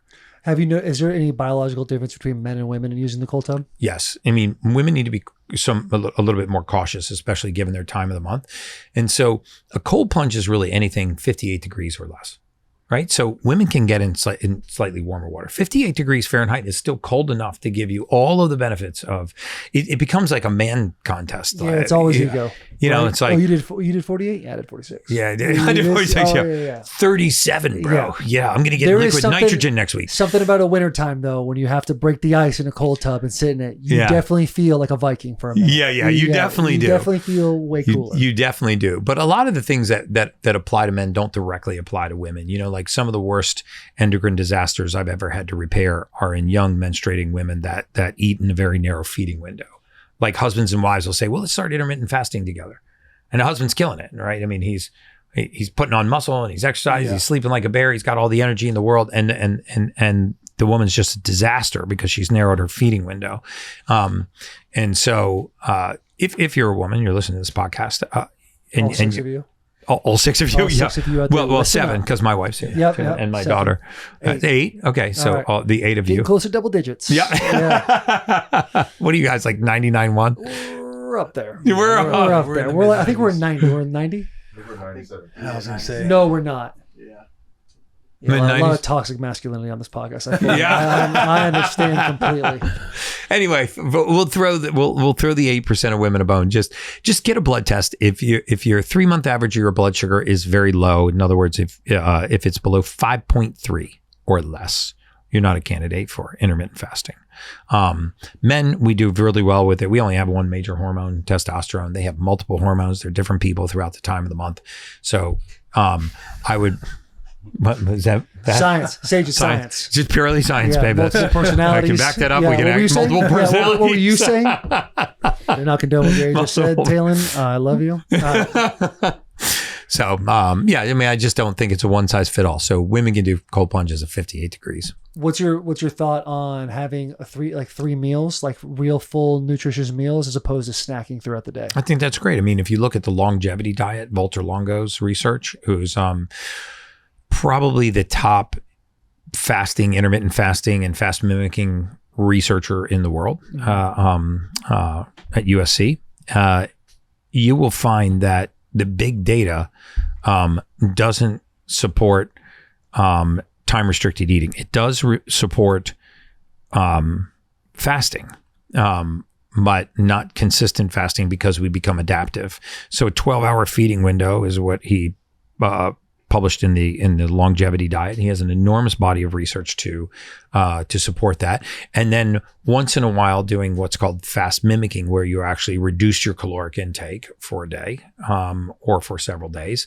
And then you go back to eating normal calories. But 12 on, 12 off is something that people seem that they to be consistent with over a long duration. I'm a huge fan of intermittent fasting for people that have blood sugar control issues. Again, it's like everything. It's not a one size fits all. So if you went and did a blood panel, you look at three things. You look at your glucose. You want that to be below 90, fasted. You look at your hemoglobin A1C. It's a 3-month average of your blood sugar. You want that to be 5.3 or better. And you want your insulin to really be in the single digits. Right. And the blood test allows your insulin to get to about 25. So people think, well, I'm still normal, but high insulin means you're secreting a lot of insulin to lower your blood sugar. Those people are perfect on intermittent fasting, but 12 hours on and 12 hours off is perfect for the vast majority of the population. You can live a very, very long time feeding yourself in a 12-hour window and giving your body a 12-hour break. And that's easy to do. That's 8 in the morning till 8 at night. And I was fascinated when I really started reading the research on it, because most people eat from like 6:30 or 7 in the morning until 11:30 at night. We just graze all day. We're constantly grazing. And so if you actually just locked in a 12-hour window, 8 in the morning, 8 at night, 6 in the morning till 6 at night, 10 in the morning till 10 at night, and you stayed consistent in that window and you shifted that window when you moved around time zones, game changer for the majority of people. I love it. Yeah. What kind of preventative things? Will and I both have children, both have girls. What are some proactive things we can do for our children so that when they get to our age, they don't have these autoimmune diseases, these other things that seem to pop up that people call genetic? I'm going to give you the number one thing that you can do for your kids. And this is a dietary change. And sadly, it's because of the food supply here. You wouldn't have to do this if you were in Canada. You wouldn't have to do it if you were in Europe. But you have to militantly get the folic acid out of their diet. So you have to get them off of fortified or enriched foods. And what does that mean? In the United States, we are required by law. We spray all of our grains, all cereals, breads, pastas, and grains of any kind. We spray them with the chemical folic acid.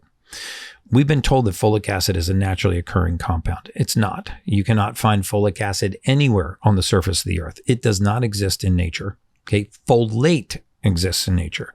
We make a chemical in a laboratory called folic acid.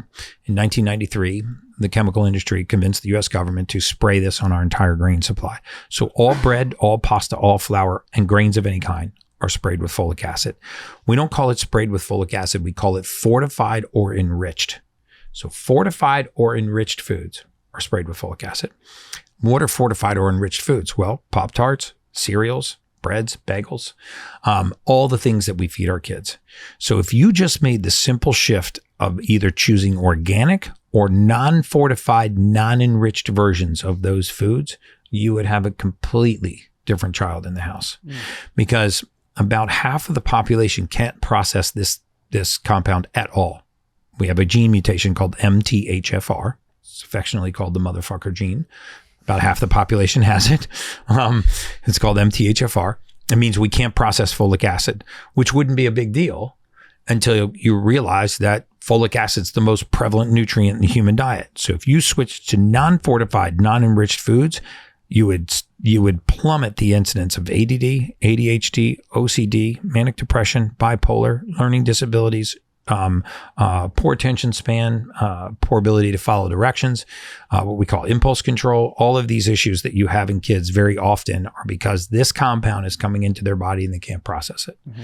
So once you learn to get around that system and you learn what food, it doesn't mean you can't eat bread, doesn't mean you can't eat pasta, doesn't mean you can't eat grains. You just need to eat the non-fortified versions of those. Yeah. You know, everybody that's traveled to Europe or Italy and that lives in the US has had the experience where they go to Italy and they're like, dude, I eat pasta like my life depends on it. Yeah. I feel great. Dude, I'm walking down the street in France. I'm eating French baguettes like, like Tic Tacs. And and I'm not bloated. I'm not gassy. I'm not constipated. It doesn't make me want to crash because bread's made the way bread's supposed to be made over there. Same with pastas and cereals and grains. Here, we add seed oils and we add folic acid to those, and it just destroys our gut. So, God, I used to crush cereal. but I know we all did. Nothing better. Dude, I remember lining up the marshmallows in the because my mom would get really pissed off because I would actually take the spoon, I would pick out all the marshmallows, I'd leave the cereal floating in there. Yeah. And she's like, "You have to eat the whole thing." Yeah, it's more nutritious. So, It's like, yeah. I need this marshmallow. Yeah, You need yeah. those Do you things. see this little starfish? Yeah, that And thing's the delicious. cereal too. Like I was a big Fruity Pebbles guy, and if you didn't Fruity eat those, Pebbles. loved them. Golly. Dude, What? yeah. I was Loved them. I was honeycomb, golden smacks. I was a big Who's the Cinnamon Toast Crunch ripped, but Frosted Flakes. who's the pirate with the Frosted Flakes or Peanut something. butter I was a guy that had, you What had is to eat it? your bowl in a minute. Captain Crunch? Oh, Yeah, Captain Crunch. dude, Shred that the was roof of your so mouth. Yeah. good. Oh, dude, that was so good. I Yeah. can't even look at it now, but I know. No, I'm sir, sure, I'm but I sure, used to like, line up the What are some marshmallows. What are That's- some that's ignorance rules? is bliss. What are some rules that you break? For yourself? I mean, Where people will be surprised. Oh shit, Gary Brecka does that. yeah, I mean, And if I you would- won't answer, I'll ask your family. No, no, I break rules on sugar. You know, like I'm not the one that shows up to my 5-year-old niece's birthday party and is like, oh, I'm not gonna eat that cake. You know, I try to avoid forever chemicals, but I would rather actually eat sugar because my body can process that. I don't drink. I haven't put the label on myself that I'm never going to drink again. And we had a shot of tequila a few weeks ago. So I would say once in a while I break it for alcohol, usually tequila. Once in a while I'll break it for sugar. I mean, I'll have ice. What kind of sugar are we talking here? Yeah. Let's get into it. Mainly I just dark had, I just had chocolates. a blizzard not too long Oh, ago. chocolate. Oh no, a blizzard! I wouldn't do that. Man, that would. You won't do a blizzard? No, it's Oh, hard. If that you learn was- about blizzards, it's heartbreaking. Yeah, it's heartbreaking. God, Yeah, don't go for the blizzard. Yeah, that'll put you in a coma. Do you ice cream? Yeah, ice cream. I mean, you just look for there's this place called Southwest Ranches down the road from us, and they actually do grass-fed, grass-finished from blizzards, grass-fed, grass-finished, meats, raw dairy. So you can actually take the stuff that you like to eat. And I have this thing called lateral shifts where I'll take anything that you like to eat and I'll just shift it to something more nutritious. You won't even notice. Like, I used to love nachos. Now I take masa chips, which are non-GMO corn, deep fried in beef tallow with sea salt, right? Masa chips, which are tortilla chips. And then I'll take grass-fed, grass-finished beef or organ meats and spread that on the top, like the ground beef. And then I'll take raw goat cheese, shred it on the top of that, slice up some avocados, stick that on the top. Dude, it's a plate of nachos. And if you ate that nacho next to your other nachos, you wouldn't taste the difference, but the nutritional profile is massively It's hard different. to beat that fake cheese though that you get the ballpark. Yeah, That that's pretzel- that plastic. whiz. What is Yeah. it, Velveeta or whatever? Something like that. It's hard to beat that. It is Anytime hard to cheese beat that. comes out of a pressurized can, come no on, doubt, man. no doubt, I'm with Yeah. you. But you're still as smashing a child, the little cans, you Mhm. squeeze those. Can in, I, it's am also I allowed solid. to ask? Are you am I talking allowed about to whip ask it? Your, No. Oh, I was like, wow, Yeah. you're really going down. So actually, time out. I wanted to ask his daughter like what pisses her off go ahead. about What pisses her daughter off? What's a pet peeve about your father? Yeah, pet peeve about your This dad. is something I will say. He'll get on a phone, and if you leave any sort of food anywhere, it's gone. Oh yeah, I do. I do Anything. unconsciously He'll eat on the phone. Grace. He'll eat Yeah, the just- candies. He'll eat yeah. just about anything of mine. I'll make a plate of food.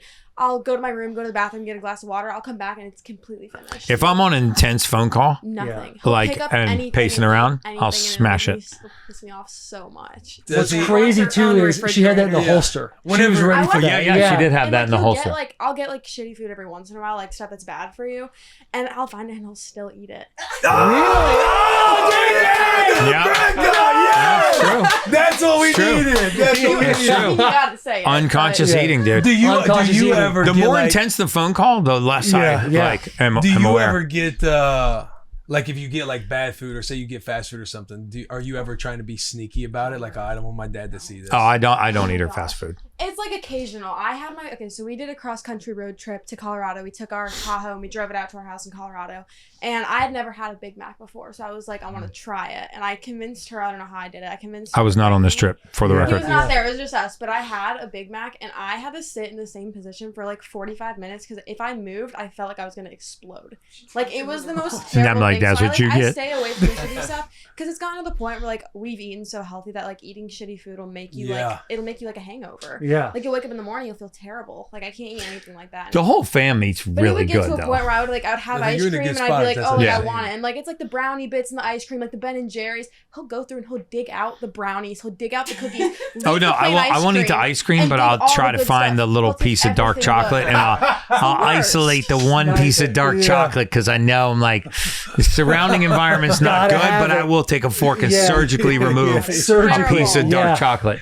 As a family, That is a fact. Do you want to tell them about your experience in snagging my dad's cookies? Ooh, that's Oh, that were could be these the end of special my cookies? career, but I mean, we Special could cookies. The special we could Special go cookies. for it. Yeah, we were in Colorado a few years ago, and so my son went to a dispensary and got these gummies, and we were going to do this big long hike 6 miles up to this lake called Lamphere Lake, and he's like, "Dad, you got to take one of these gummies. It's gonna help on the hike." I'm like, I see no connection between that gummy and my ability to perform on the hike. That's awesome. And I said, but for a son bonding moment, hit me with one of those gummies. So I take one.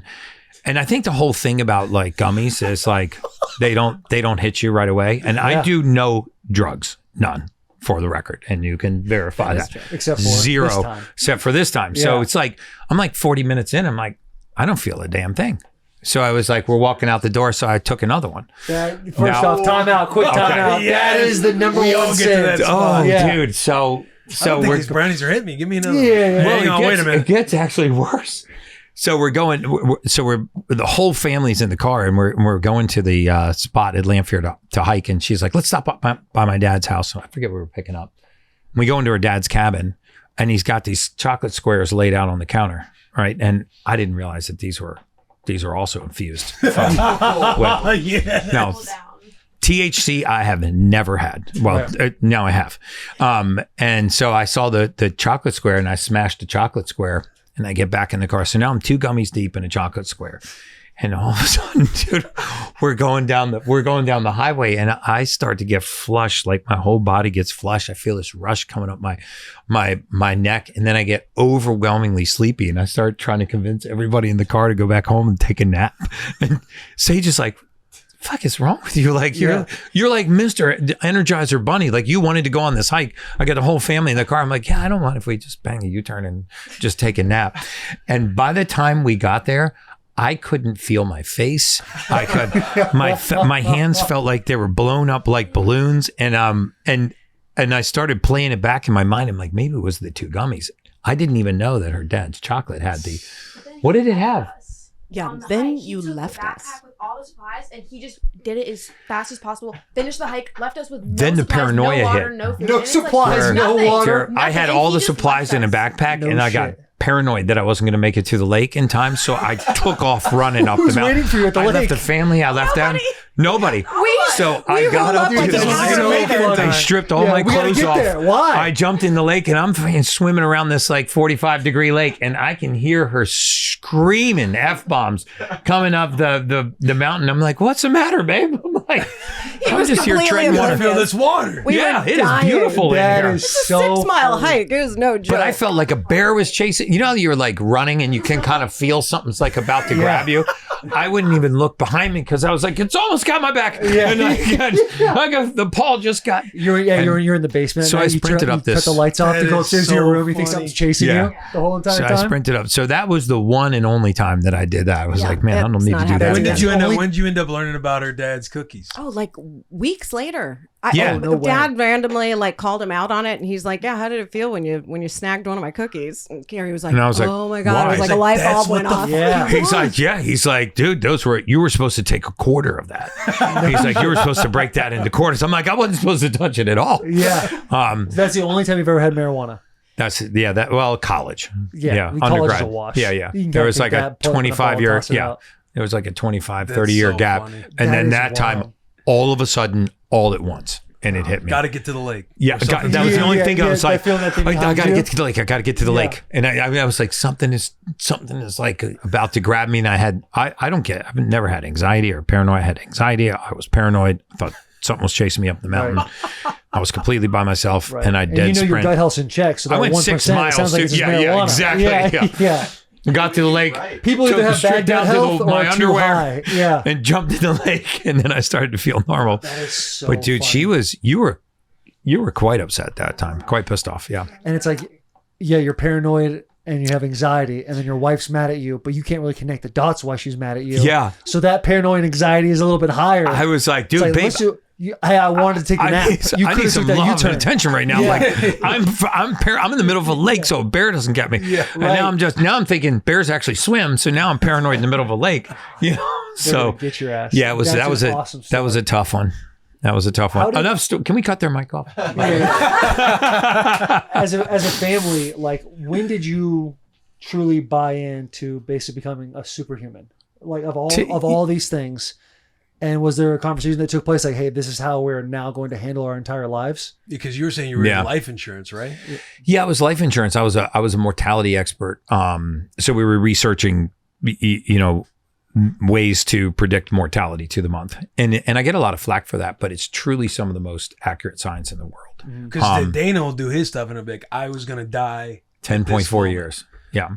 Dana was really interesting because Dana had no interest. The only thing Dana wanted to meet with me for was for me to tell him how many more years he had left on Earth. That was it. He's like, I'm a sick fuck. I was like, I don't do that anymore. That's what I used to do. He's like, literally his exact words. He goes, I'm a sick fuck. I want to know exactly how long I have left on Earth. Like, all right, well, I need this blood test, this gene test. And so I did it. And when we were asleep one night, and at 1:00 in the morning, the lab calls us, LabCorp. So my name was on the call sheet for the lab for our clinic. So they run the blood work through the night. If they find a life-threatening alert, they call the person on the account. So it's 1:00 in the morning. I see LabCorp. So I answer it, and they were like, "Hey, we have a life-threatening alert on a client." And I was like, "By the way, Dana's put all this in the public domain." So, and I was like, oh, "Okay, what's the last name of the client?" And they were like, "White." And I was like, "Dana White?" And they're like, "Yeah, no, Dana White." And I was like, "Whoa, what's the alert?" And it was like a triglyceride alert. His blood fat was so high. His triglycerides were 800, which, if you know anything about blood work, I mean, having fasted triglycerides at 800 is life-threatening. I mean, you basically have a higher percentage of fat in your blood than blood. His blood was solid at room temperature.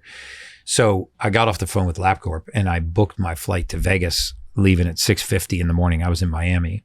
So I would be in Vegas by 9:00 in the morning. I was supposed to meet with Dana on a phone call at 10 a.m. We were just going to do a phone call. Mm-hmm. When I landed in Vegas at 9, his assistant calls me, Nicole, and is like, "Hey, we're going to do this call with Dana at 10 o'clock." And I'm like, "Oh no, I'm in Vegas."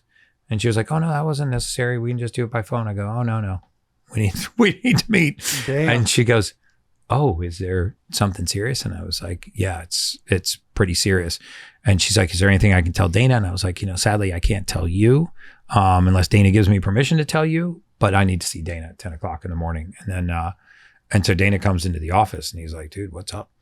And instead of going through his blood work, I didn't talk to him about a single level in his blood.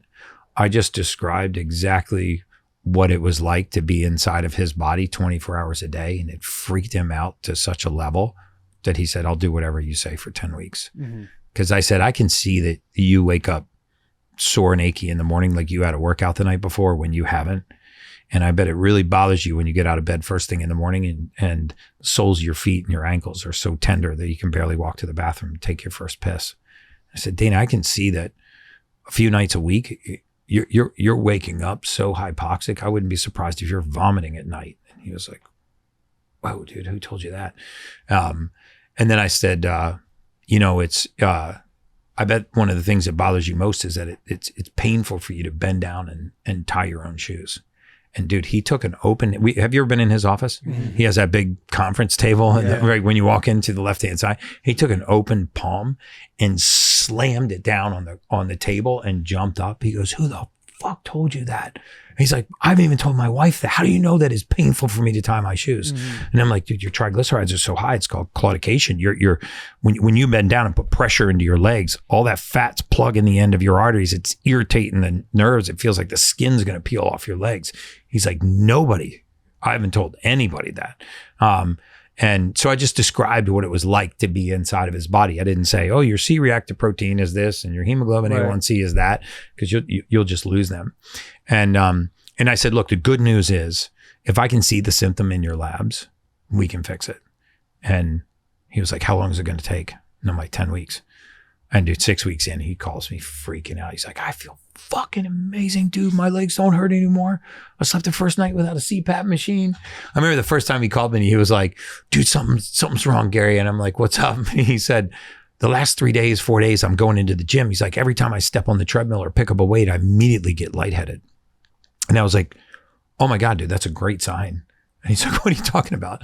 And I said, you're on blood pressure medication. So when your blood pressure is high, your medication will make you normal. When your blood pressure is normal, your medication will make you low. It'll make you hyposystolic. It will make you lightheaded. So this is the point where I need to get with the doctors and start titrating you off of your blood pressure medication. Because I'm not a doctor. I'm not licensed practice medicine. So I brought in our doc, and she put him on a titration protocol to start titrating down on his meds. And so as his blood pressure began to drop, we started lowering his medication eventually down to 0. His blood pressure to this day is still normal. He was on 3 BP meds. That's crazy. To try to, when we first met him, and he was on CPAP. And we met him in February of 22. Was it 22? Yeah, in Arizona, and he was like, you were the main topic of conversation. Really? He was showing us shirtless pics. He was showing us. Yeah. He was Really? It was you and Harley Davidson's. Really? Like that Davidson's. was basically the first conversation we ever had with Dana. Yeah. Is all that how jacked up he was about living life all of a sudden. Yeah, it's awesome. It is. It's incredible. Yeah. I mean, if you have those kind of results with Dana, Jelly Roll. I mean, how much of a turnaround. It's been incredible to see. Yeah, that was amazing. It's like he's almost like nuts, man. Watching him at SummerSlam, being able to even do some of the things that you knew like a year ago he wouldn't even be able to accomplish. It's incredible. He was he sent me, actually you found it. My daughter found it. I don't know if I should say this on podcast, but I actually didn't know who he was when he texted me. And I mean, I knew his music, but I didn't connect it to Jelly Roll. Right. I knew God, I'd need a favor. I mean, I knew his music. I'm a big fan of country music. I was actually a fan of his music. I didn't connect him to this guy. And I got a DM one day from him, and he said, do you work with fat people? So she comes in and she's like, oh my God, Jelly Roll, sent you DM. I'm like, who's Jelly Roll? And she's like, he's like the biggest country music sensation right now. He's and she started playing the songs. I'm like, oh, I know that song. So we flew out and met him in LA, and we flew on his jet to Vegas. So I had him do some blood work, had him do the gene testing. We got on the plane with him in LA, and we just flew private to Vegas, and I did the lab review for him on the plane. And I said the same thing to him that I said to Dana, in 10 weeks, you're just not going to recognize yourself. And to his credit, he did exactly everything I said to a T for that first 10 weeks. He started cold plunging. We made him get in 10,000 steps a day. He actually participated in my 10,000 step challenge. He set a goal for himself to run a 5K. Now he's worked with other people like Brigham Bueller and other folks other than myself that are partially responsible for this. But when we started with him, I'll never forget that flight, because remember he started, it was actually very sad. Because I could see this guy's heart. Like, he's a good human. Like, he is just his value system, the love that he has for the music, how grateful he is for the opportunity, given his past and, his record and incarceration and everything. Like, he's one of the most grateful, humble human beings I've ever met. But he could barely fit in this private airplane seat that we were in. And he started talking to us, describing what it was like to go through a day in the life of just being him at his weight. And I'd never had somebody that weighed 500 pounds ever describe to me what it was like to be trapped in a 500-pound body. And like he would say, I have to sleep on my side and wedge myself in with pillows, because if I roll on my back at night, I'll suffocate, I'll vomit, because you got 250 pounds just laying on your lungs. And he was like, I never turn the radio down in the car, because when I pull up to a stoplight and I stop at a stoplight, I can hear myself wheezing. So I'll just turn the radio up to bury the sound of my own breath wheezing.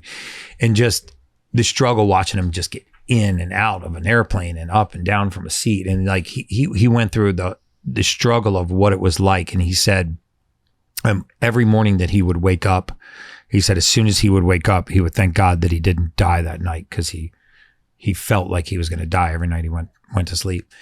And just listening to him describe that, 45 minutes to get out of bed, and he was broken from that standpoint. Like, he is in a place, he's like, I'm ready to commit to changing this, because God's given me this opportunity to have my music serve the world, and I feel like I'm going to die.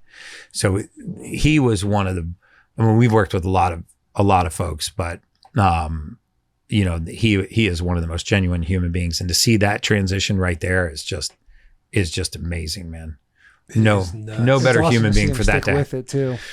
That's probably added 26 or 28 years to his life too. Just, you think about every pound of body fat that you have adds 6 extra miles of blood vessel to your body. So 10 pounds of fat is 60 miles of blood vessel. 100 pounds is 600 miles. So when you're 250 or 300 pounds overweight, the unnecessary distance that your heart has to pump blood to service tissue that is not useful to you is amazing. By getting all of that back now, it's incredible for him. And the dude's like a cold plunge maniac. He did the 5K. He walked his first 5K. It's awesome. Yeah, Bert's 5K. It'd be awesome when he gets his goal to have you and him on together talk about the journey. Yeah, no, we've missed a few times. We've set it up for a couple of concerts that he was going to do. I actually did the Great World Race with my son. It was like 7 marathons, 7 continents in 7 days. And I got back from that, and I was so broken. Yeah, I bet. I was so broken, and I got a really bad stomach virus from like Istanbul or something. I forget. Either Istanbul or Cartagena. I picked up a really, really bad stomach virus. So I was supposed to do the pod with Jelly at his conference or his concert, and had to cancel. But we're gonna do it again. And catch up. I can't wait for him to tell that story again. Can't wait. One I'm looking at, like circling back on the access, like if longevity becomes widely available, which I feel like it's starting to make its push to be widely available. How do we get it to being for everyone versus just the privileged and for the wealthy? Well, first of all, like I said, when the powers to be, Health and Human Services, NIH, CDC, FDA, when they realize that it is less expensive to prevent chronic disease than it is to treat it, when it becomes a fiscal advantage to be in service to humanity and not in service to the corporations that fund their campaigns, you're going to see the lifestyle medicine shift to the masses. You feel like it's going to be more of like showing them the expense and cost of it being down, but also on the other side, the profitability of people being a more Imagine if we healthier life. I feel like I could hear it being like you drop the expenses down, but I wonder the profits that it would completely cut out, because people are now healthy and not needing to go to the doctor, because they're working with places that only have, several hundred clients or a couple hundred clients. Probably like yourself, you probably work with like a handful of people, and then you probably have to scale a little bit or work with other doctors, compared to when you're going into a regular hospital or a regular doctor, they're working with thousands of clients. So you're only going to get that 15-minute attention. 7 minutes. I feel like when you'll cut the expenses, but it's like, I wonder the investor or the capitalism mind sees it's like, well, how is this going to cut? If people aren't sick anymore, then how are we going to continue to make money? Well, they can continue to make money, but what's really interesting is, the way that a lot of other socialized healthcare systems work is they're incentivized to keep the population healthy because it's too expensive for them to be sick. Mm-hmm. We have the polar opposite here. We have a sick care system because we have a sick profit system. So the majority of the money is in the medicine. Right. So, for example, if I can get you to subscribe to the fact that you have a genetically inherited disease, I can get you to subscribe to a lifetime of medication. And so we develop a lot of these fallacies like, if there's something in medicine called idiopathic. Okay. Idiopathic means of unknown origin, meaning we have no idea what's causing this. 85% of all high blood pressure is idiopathic. It's of unknown origin. We don't know what's causing it. You know what we do? We medicate the heart anyway for a crime we can't prove that it's committing. There is zero causal link between LDL cholesterol and cardiovascular disease. LDL cholesterol on its own is not a marker for cardiovascular disease, yet we use it to put 65% of the population on statin medication. So we've developed a lot of these fallacies that say, okay, well, if I can't tell you why you have high blood pressure, let's look at your family history. Oh, look at this. Your father's brother had high blood pressure and your mom's brother had high blood pressure. You have genetically inherited hypertension. You have familial hypertension. If you took it a step further and looked your doctor in the eye and said, okay, well, what gene did I inherit from my uncle that gave me this condition? Their face would go blank. Right? Because that gene doesn't exist. Mm-hmm. And if that gene doesn't exist, that means that condition does not exist. We don't pass disease very rarely from generation to generation. We pass deficiency from generation to generation. We have a pandemic of nutrient, vitamin, and mineral deficiencies in this country. We do not have a pandemic of chronic disease.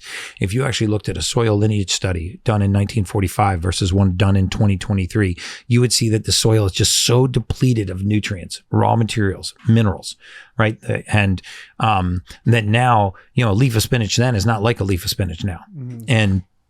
And so as we shift to actually better agricultural practices, you're going to see this trickle into the masses as we realize that physical education, things like sleep, things like connection, things like sense of purpose, community, whole food diets, you're going to see that this actually, and I believe that MAHA is going to lead this charge, you're going to see that this shift becomes the most profitable thing for our country. And eventually it will be unpopular for politicians to be on the other side of this movement.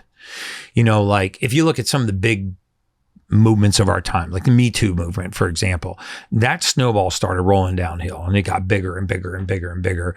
So for you to be against that movement, you had to be almost pro-domestic violence. Mm-hmm. Well, to be against the MAHA movement, you're eventually going to have to be pro-childhood cancer, pro-morbid obesity, pro-chronic disease.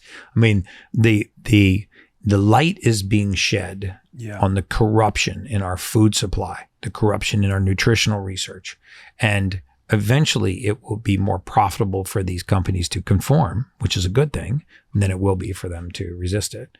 And so, I get attacked in the media for it all the time. I get called a pseudoscientist. I'm not a doctor. I never pretend to be a doctor. I'm very consistent about saying I'm not a doctor and not licensed to practice medicine, but they called me the other day, a chemophobe. Which I kind of like that. You're afraid of chemicals. I want to get a shirt that says chemophobe. You probably should. We should all be chemophobic. Yeah. But so to answer your question, and I say this all the time, like it's the secret to longevity. Look at the people that are living the longest. Like we have data. Right. And, if you went to Sardinia, for example, where one of the longest life expectancies on earth, you'd find that they're the highest carbohydrate consumption in the world.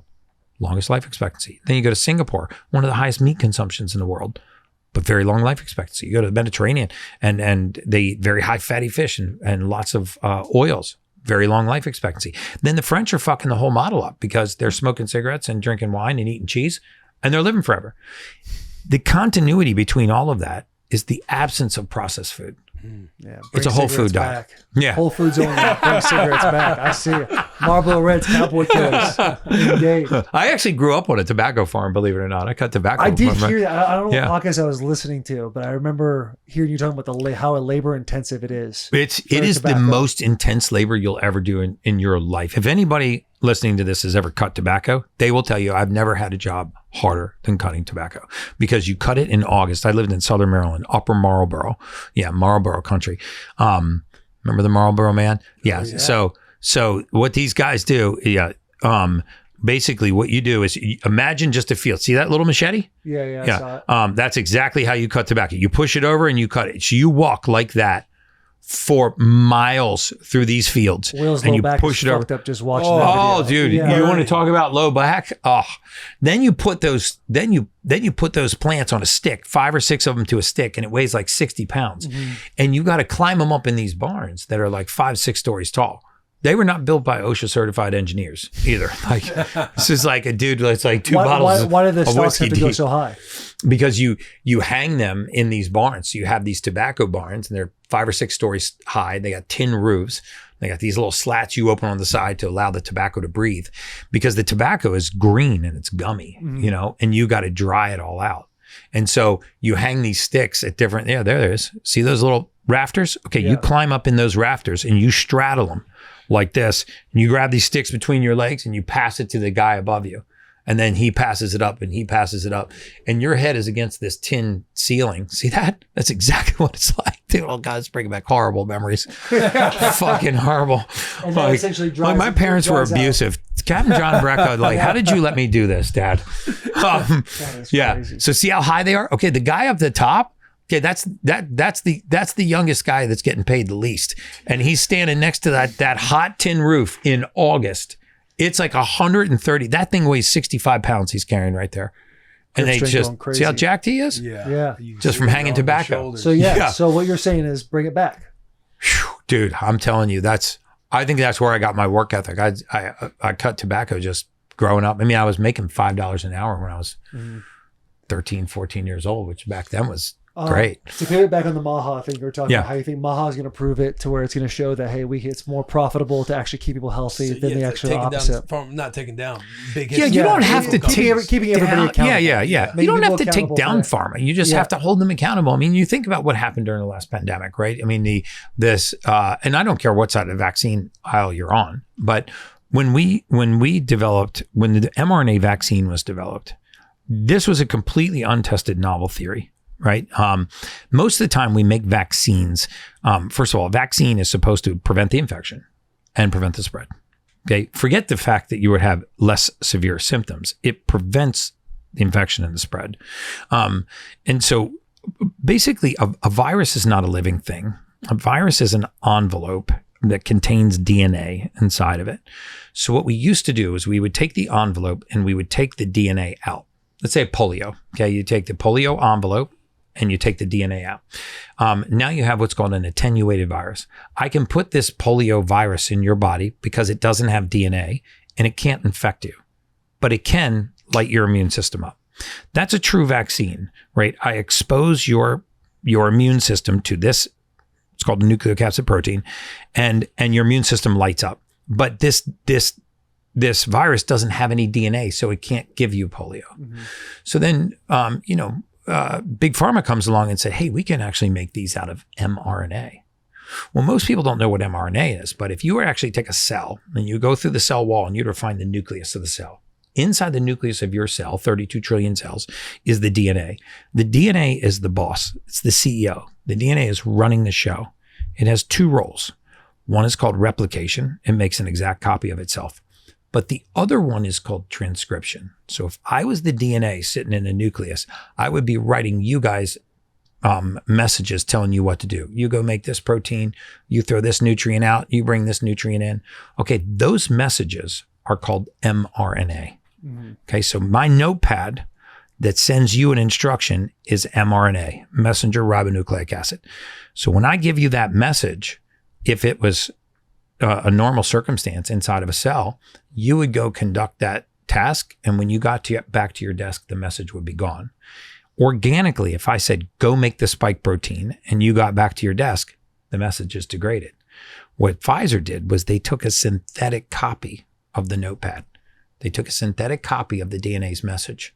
The only problem they didn't realize was that message never degrades. So now I say, go make the spike protein. You get back to your desk, go make the spike protein. And you come back to your desk, go make the spike protein. Right. Go make the spike protein. That message, the mRNA, never degraded. So the message continued to tell this cell to make this thing called a spike protein. Now what happens is the spike protein then goes into the blood. Now you have to start dividing the populace into categories. Number one, can you clear the spike protein? Great. You have no complications from the vaccine. Can you marginally clear the spike protein?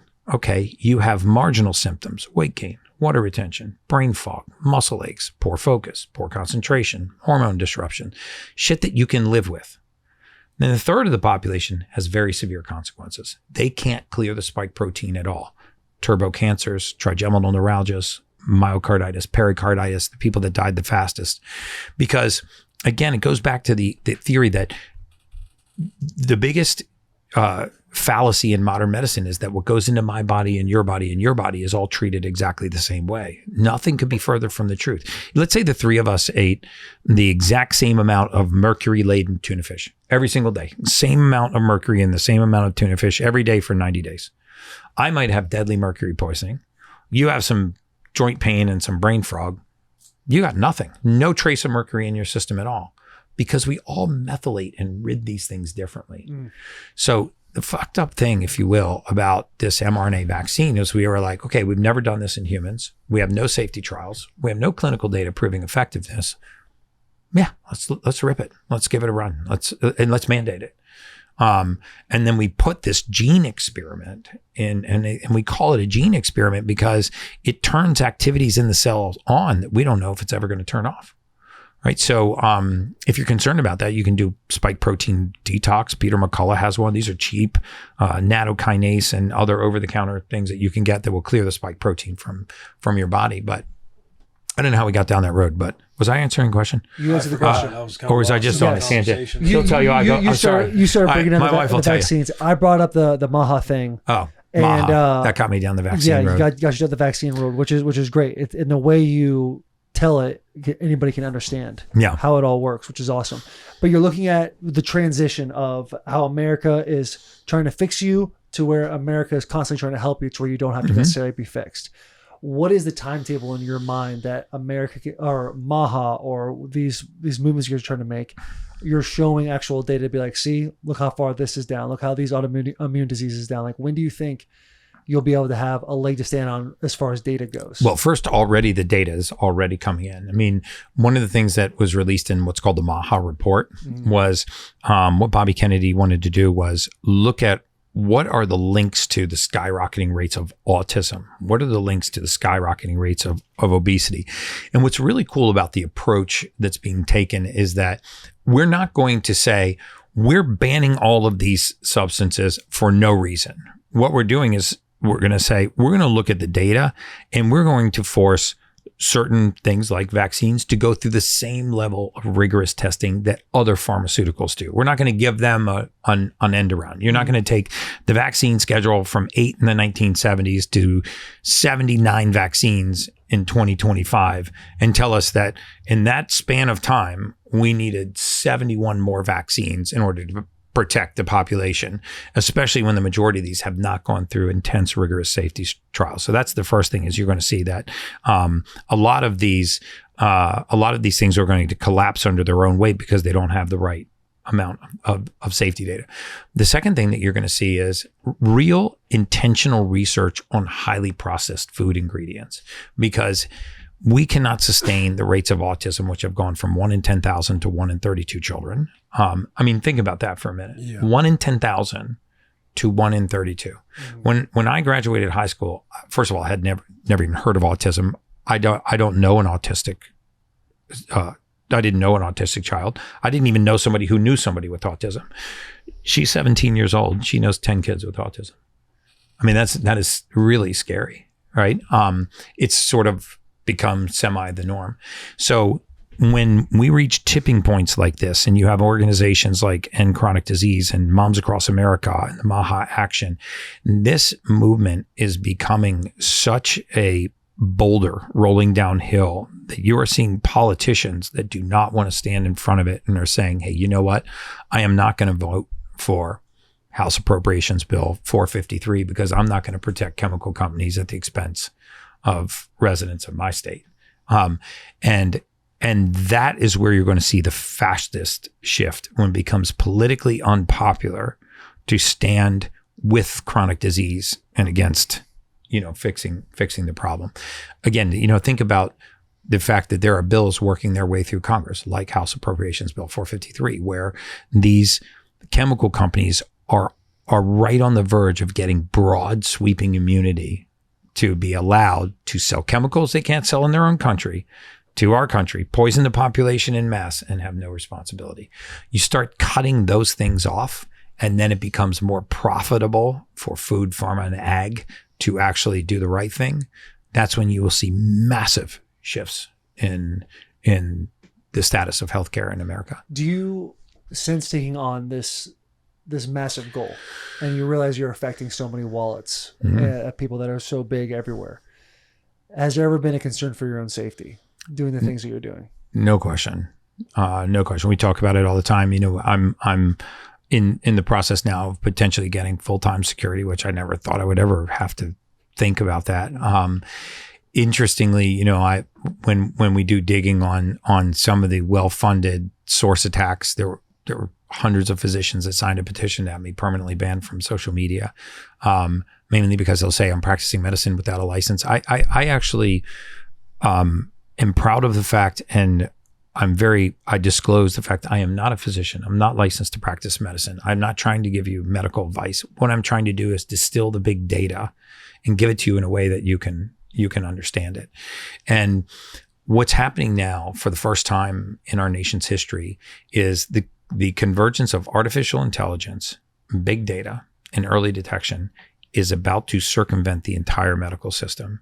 We're going to upend our modern medical system in a way that's going to be catastrophic for certain players in the system. And the reason why that's going to happen is because the big data doesn't lie, right? And now we have all of the data, and we're starting to publicize the statistics. And that 74% of our nutritional research is funded by food and pharma. I mean, Bobby Kennedy wiped out the hierarchy at the FDA, wiped out the hierarchy at the CDC. And we're putting people in there that have a spiritual intention to help humanity. It's as much of a spiritual revolution as it is, a financial revolution. It just has to come to an end. And I think finally people are starting to stand up to this. Every single person listening to this podcast right now has either had or knows somebody very close to them that has cancer.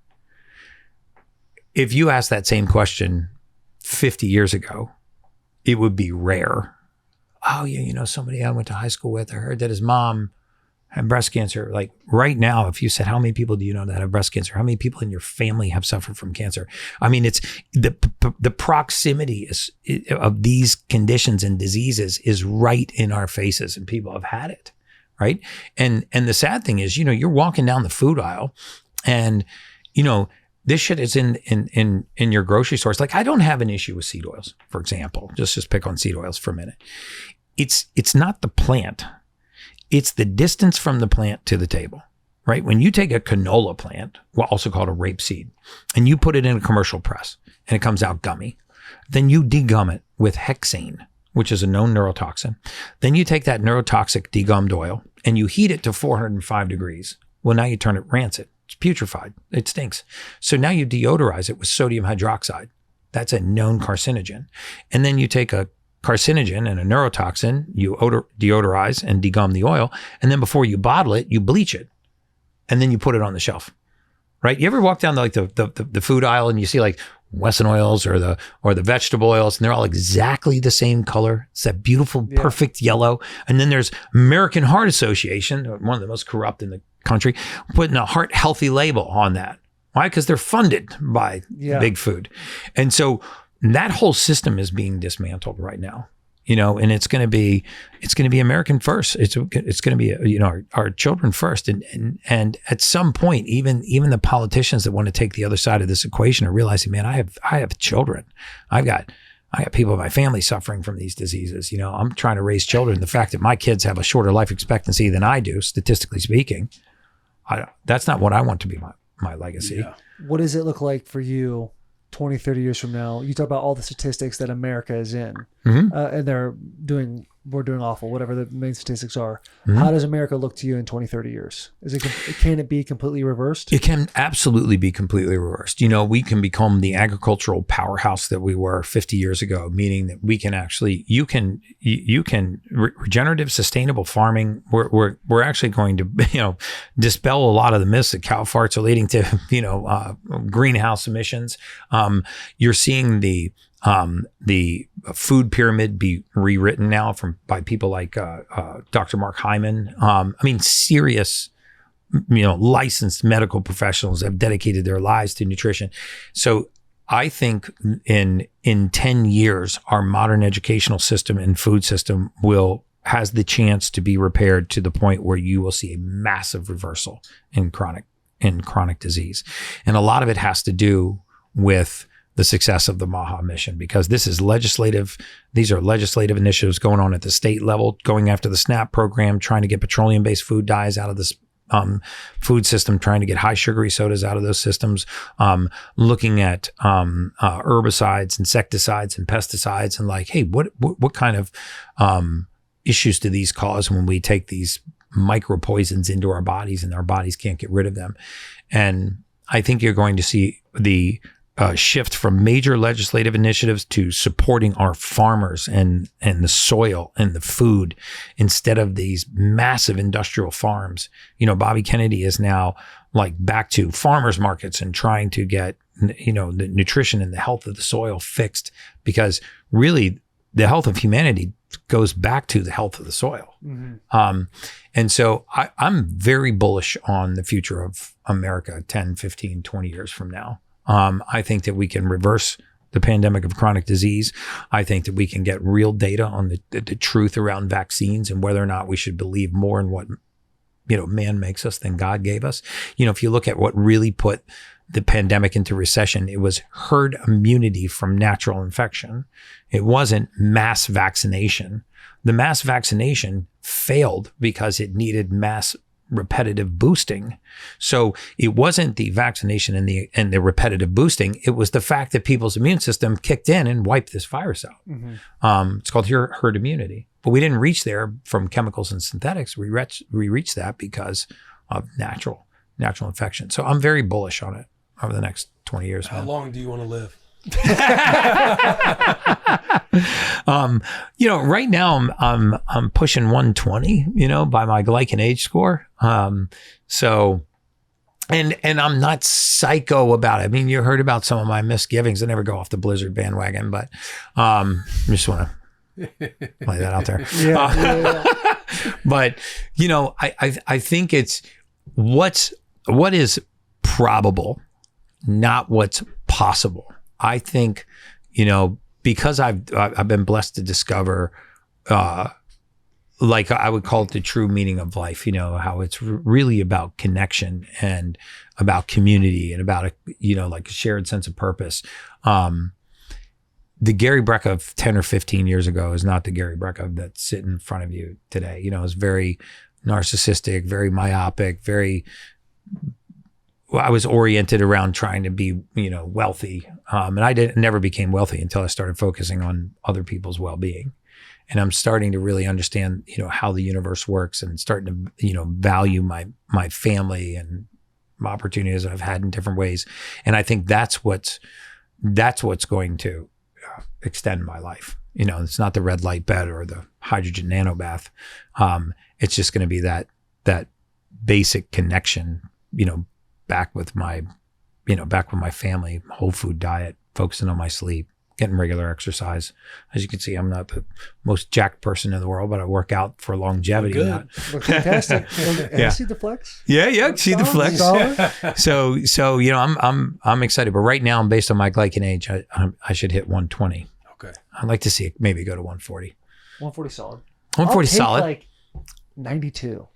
92? That's such an odd number, dude. I don't mind just- that. It's yeah. it's like If I fix your back pain, you might want to live a lot longer. for sure. too. But Yeah. then I think to myself, like say I was set to live till 120. Mhm. I feel like I'm just going to outlive everybody that I've loved, and I watch them die, Mm-hmm. which is a wild thought of it. But that's Yeah. just like Yeah. you get to a certain age, and it's like people want to come and take photos of you for being 120. Yeah. They want to get in your house, like, Exactly. you might not have your wife, you know what I mean? Like if your kids, like you're, Right. you're Yeah. gonna be so old. Like what great grandkids are like, I get to go to my great grandpa's house. Yeah. None of them. That's true. Maybe there's a rare few out there. That you Yeah. know what actually, But it's But I'll take my them wife's with me. grand I mean, when I'm not going to let my wife bail early. my on me. daughter is Yeah. named after my wife's grandfather. Mm. And they get excited to go there. That's a great grandfather. Really? Yeah, They yeah. get excited. Oh, that's a great grandfather. They That's enjoy- cool. He does I think he got diagnosed with cancer when Taylor, my wife, was 13. She's 31 now. 32. Wow. 32. And he's still alive. Yeah, but And Grandpa he Wynn, is- he's probably out there, and he probably Joe wants is you guys to exciting, he's just got come. He energy. probably wants you guys to come and visit more. Yeah. Yeah. So there's like Yeah. some isolation. I know I'm getting And he's morbid, how old? a little like No, I pessimistic don't about disagree it, with but I'm that just at thinking all. like, man, you outlive everybody, Right. bro. I talked to my wife and I'm like, you better die first. Yeah. Well, they say, Or like, I better die Dude, first. Not loneliness she better die. around. Yeah, broken heart I better syndrome, die first. loneliness is a real thing, Yeah. man. We knew in the mortality space, for example, if you wanted to cut a human being's life expectancy in half at any age, and I mean at any age, you put them in isolation. Like isolation is the most detrimental thing to longevity. It's so, and the crazy thing is so many of us are getting isolated in plain sight because we think connection is through our phones. Yeah. Right? Connection is what we're doing right now, what you guys do every day on the podcast. Yeah. Connection is it's medicine. Again, the blue zones proved this too. There were no longevity hotspots where they didn't see people had a sense of community and purpose and and a connection. So like there's something to be said for what you're saying. Like you start losing your loved ones and your soulmate and then your will to go that long. But Yeah. anyway, on the chart, I'm making it to 120. That would be Yeah, on tough. the Yeah. chart. I think You if, can think I about think that if one on Sage the play leaves right around on, like, 110, yeah, then maybe that's I'll kinda check Like out at God 110. forbid something happens to Sage. I'm sorry you have to be in the process of this Yeah. conversation, but like she goes, you're 90. It's like I got 30 more years. Yeah, do no, what? I might bail. Well, then. yeah. you Finally old as Sage. shit. Head to Oregon, Yeah. Switzerland, do what needs to be done. Yeah. Honey, I'll see you in a minute. Yeah. We talk about that morbid shit too. She's like, I don't want to do life without you. I'm like, I don't want to do life without you Right. either. I'm Bro, like, I all saw right, this old let's couple. pinky swear not to die. I saw Yeah, this. yeah. I was on one of the social apps, and I just saw this really old couple. They seemed like they were like around 100 years old, Mm-hmm. and the wife's just sitting there on the deathbed and holding his hand. It's like this That old couple sucks. spending their last moments together and stuff. And I'm just like, you just see how old they are and everything. And it's like, man, you got to enjoy the life that you have right now. Amen. There's You an, look at your wife like, we're going to look like such different people when we're 90 to 100. And if Mhm. you're losing your soulmate like right in front of you, it's like, what a fucking ride that we had. And one's got to watch the other one fucking die. Yeah. It makes me a little sad. Yeah, you Yeah. just pray you're the one Yeah, that goes first. Yeah. 40 bro. years Yeah. from today, there's not a person listening to this podcast that would not give every single thing that they have at that moment to be back in this moment. God, You know. amen, bro. And it's like, how do you consistently keep that perspective? Because it's so easy to walk off this bus and then go chase something new or be Yeah. excited about whatever. Yeah. But at the end of the day, it's that exact video that I've seen. It's the male's talking to the female, right? And he's like, honey, Yeah, I you think see the- me? the- I think Can the you hear male's, me? like, on And the she's bed, like yeah. laying there, and you're just like, oh my god. Yeah. Yeah, it's Broken tough. heart syndrome is a very real thing. We said in the mortality space, if you had a long duration marriage and one spouse passed away, you would dramatically shorten the life expectancy of the other spouse. Life just Dramatically. goes, man. Like, Yeah. I'm sure you guys talk about it. Are you the oldest? She's the youngest. You're the youngest, but Rue, we have two. She's the oldest. She's 3. She just went to school last week. And so, wife and I were just laying in bed and we're just like, man, they just grow, bro. Yeah, dude. Sage and They I just grow. on the then they're on going to the- not give a shit about what Yeah. we say. And like, on the plane here, we had like a good cry. We had a little private moment about just how excited that we are, how proud we are that our kids are on this journey with us. So my oldest daughter, my 2 sons and her all work with us full time. So we travel together. We see clients together. They're all in the business. My son has the hydrogen tablet company. My daughter's launching a chemical-free skincare line. She's launching chemical-free clothing, and it's all under the umbrella, and we work together, we travel together, we vacation together, and that is the greatest blessing in life. Like we were just thinking, we weren't fortunate for like the size of our audience or the monetary side of things, but just the fact that our adult children still love to hang out with us. They're all here in town. We're all in Nashville. Amazing. My son's here, my daughter's here, she's here, and they're at their booths for their products for companies they founded that they're launching in health space. And like, to me, that's the greatest measure of success. Yeah. Kids want to be around you. Yeah. You'll know it one day. Then you start to get inspired by your kids. Parents, I completely get what they're saying. Yeah. Better listen to me, young lady. Yeah. Telling you right now. Young lady. You're going to be sharing those private cries with your wife. Yeah. We did, didn't we? Yeah, it was just her and I on the plane. We had a nice little cry. Nice cry. But you want to hit the last question? Yeah. What do you got? Before tears start to actually come out. I know. I get sentimental too. It's like crazy. Everybody would do anything, even Gary Brecka, for an ice cold Bud Light. But what would Gary Brecka do anything for?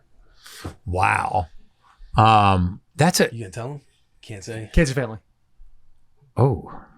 Give an example of what Josh Pate was saying. Josh had a great one. His was, he would like to just be able to, before like cameras existed, go back in time and be able to view anything he wanted. So like dinosaurs, being able to see, I don't know what I give an example. I really got hung up on like dinosaurs. live streaming the Last Supper. Yeah, the building of the pyramids. Yeah, building of the pyramid.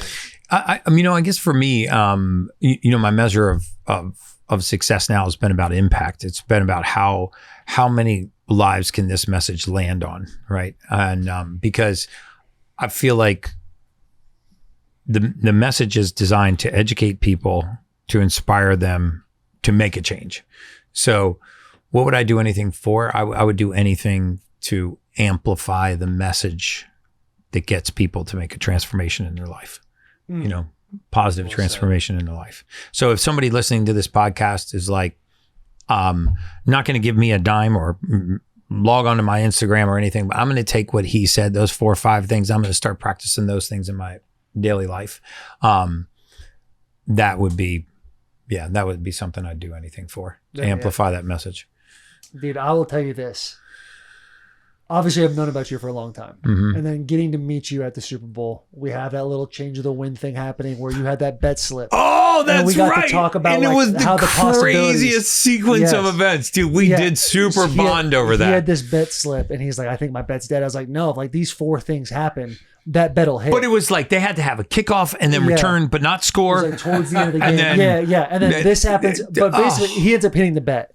And I obviously knew about you. I was a fan before we even had that conversation. I get to meet your beautiful wife. We exchanged numbers. We've been talking for a long time. Whoa, I didn't know you exchanged numbers from my wife. More on that later. Sorry about that. But we ended up talking about, hey, we should come down to Miami. We should do all these things. It is honestly such a pleasure to have you on this bus and to have this conversation for 2+ hours, whatever it's been. Dude, thank you, man. Because it has been awesome. It's awesome to see your movement. It's awesome to take these little pieces that you give us and implement into our lives because you actually get to see the changes. So thank you for taking the time and coming on this bus. Dude, that is awesome, man. Awesome. No, I appreciate it too. Like getting to sit with somebody too of your stature, like Taylor and I, like going back to the accountability buddy stuff, but just playing football and being so like indirectly influenced by a lot of things that you do and people like in your industry, like getting to sit 2-on-1 and have these conversations is really cool. This is amazing, man. Really, and I love this. You and I have been talking about this for a long time. My back, like that's forever. Yeah, like literally 10 weeks. Every UFC fight we see each other at, we're like, we gotta do the pods. We'll do your pod. I'll do your pod. And then usually kind of just like a week goes by and